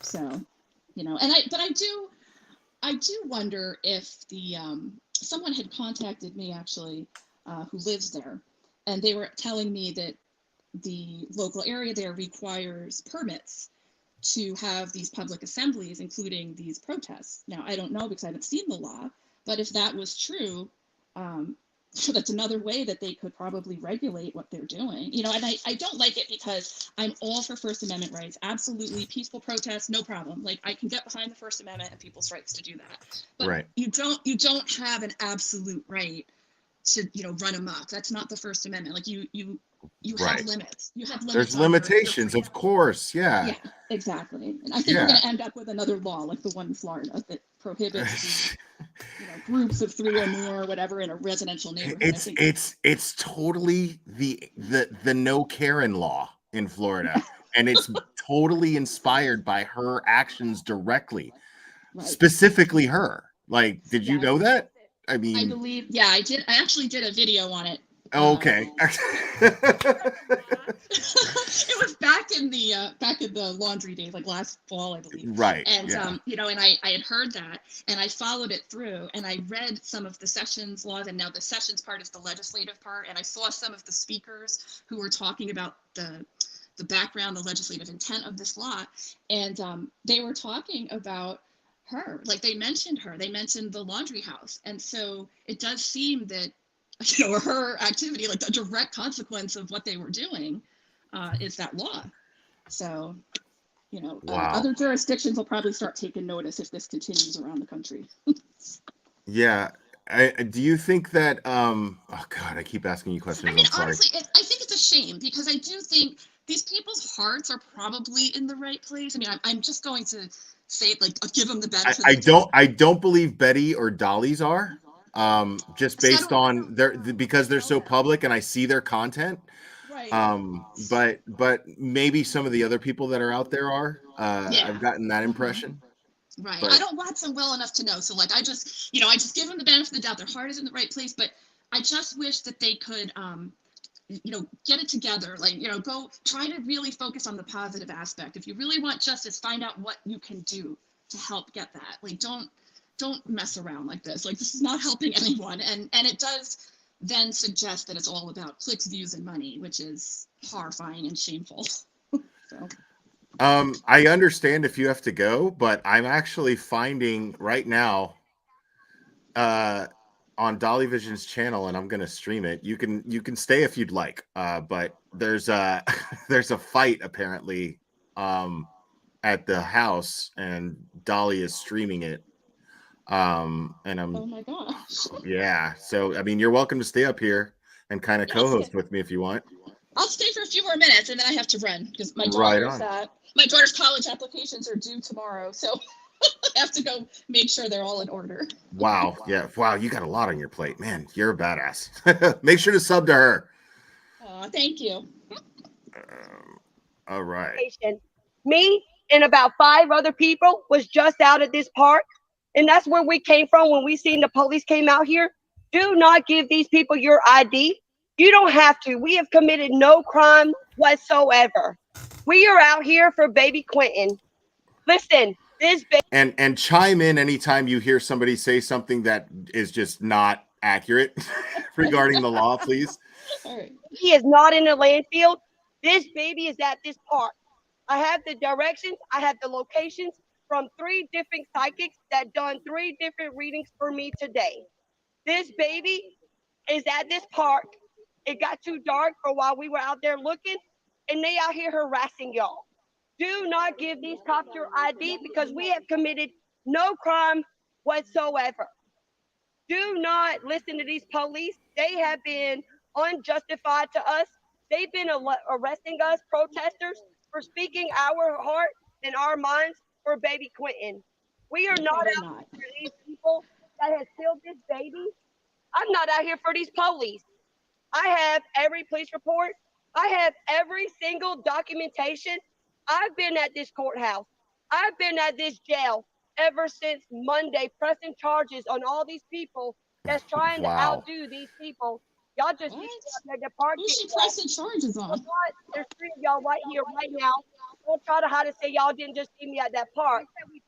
You know? At the park, so don't even. You're right. Don't even. It's not. It's not. Tell her who you are. Yeah. Tell her who you are. They didn't do that while they was out there. They was looking at us like we were crazy. I have no idea what's going on right now, Jess. I'm just, me neither. I want to be clear about that. I just clicked on this because my chat was blowing up about it. Ashley's mama, she was out there with me. You know really? Anyway, You know who she is, Wanda? No. But I've been out there for the last 3 hours ever since I got out the emergency room. You did because I was out there way. I was at the emergency room. I don't have time to argue with you. You're right. But let's start telling the damn truth about this. Tell the truth? I don't have nothing to lie about. What's up, guys? You didn't want to talk to me while you was out there at that park. Was I talking to you then? I was talking to her. Okay, so when they said that there was a fight at the house, it's just a fight amongst these idiots, which I'm not surprised. I mean, this was bound to happen. You know, like there's nothing peaceful and good that's going to come out of a bunch of angry people that are angry about something that they have no idea about. It's just bound to get irrational, you know? Yeah, exactly. I don't even think I'm gonna, I mean, I might cover this in another stream, but I'm just gonna, it's fucking with my professional Jess vibe that I got going on up here right now. I don't want to deviate from that vibe. But I want to thank you for joining me. I know you got stuff to do, and your daughter's college. Congratulations on that. And I would love to. I now I have your email. There's so many other things that I want to talk to you about. If you're willing to help me out with that stuff, because there's so many other cases that I've been dying to get an attorney's perspective on this channel, an experienced attorney, especially one in New York. Jesus, man. And what you do to protect victims is fantastic. I want to commend you for that. And guys, make sure to sub to Jess the Mystery Maven Esquire. She is a very experienced attorney. And I'm hoping that she will join me up here a lot more often, and we can have some very insightful conversations regarding other cases that we talk about here. Sure, absolutely. As long as my schedule, if I can do it, I'll do it. So totally. I mean, obviously you're busy. Thank you. Thank you for having me on. And oh my gosh, I appreciate it. No, thank you. You. This was extremely insightful. Thank you so much. I really appreciate it. Anytime. Have a good night. You as well. All right. Bye-bye. Yeah, guys. So, and I see Morbid's back in the chat. So, guys, make sure to sub to Morbid Reality. Make sure to sub to Morbid Reality because this dude, I mean, the secret's out. I don't want him to get mad at me, but the secret's out. This dude used to have a channel. Okay, let me give you a little insight on my man. All right, this dude used to have a channel, and it used to have over 100,000 subscribers because this dude is awesome. He calls people out, tells it like it is, and if you've got delicate sensibilities, wipe your tears. Okay. This is a dude that I was a fan of. And I want to see him get back to where he was. And this is a guy that I don't want to speak for him, but one day I was heartbroken because he just deleted his channel. And he deleted his channel because YouTube can be a very ugly, disgusting place. And he just got sick of it. But he is someone who has convictions and beliefs and things that are right. And I know this. And so I want to see him get this back. I want to see him grow in the most productive and amazing ways that I know that he's trying to do. I know, shut the fuck up, dude. Yeah, and he's a prick too, by the way. So sub to this guy, even though he's a sack of shit. But sub to him anyway. And you're gonna be hearing a lot more from the both of us. We're gonna be joining forces in certain things, and we're gonna disagree on certain things too. But make sure to sub to this fucking douchebag. Anyways, guys, I love you guys very, very, very, very, very, very much. This live went a lot better than I even could have imagined that it would have. So I really want to give one more quick thank you and shout out to Mystery Maven Esquire, and like fucking morbid douchality. But yeah, you guys are fucking fantastic, and I'm really grateful for having you guys join me. So you know how this goes. I ain't going anywhere, and that means that Morbid, thank you. And a big thank you to Duty Ron for coming in the chat and adding some insight in the chat. Duty Ron's awesome. Make sure to sub to Duty Ron. And like I said, I'm not going anywhere. So that means that we will be doing this again very soon, my friends.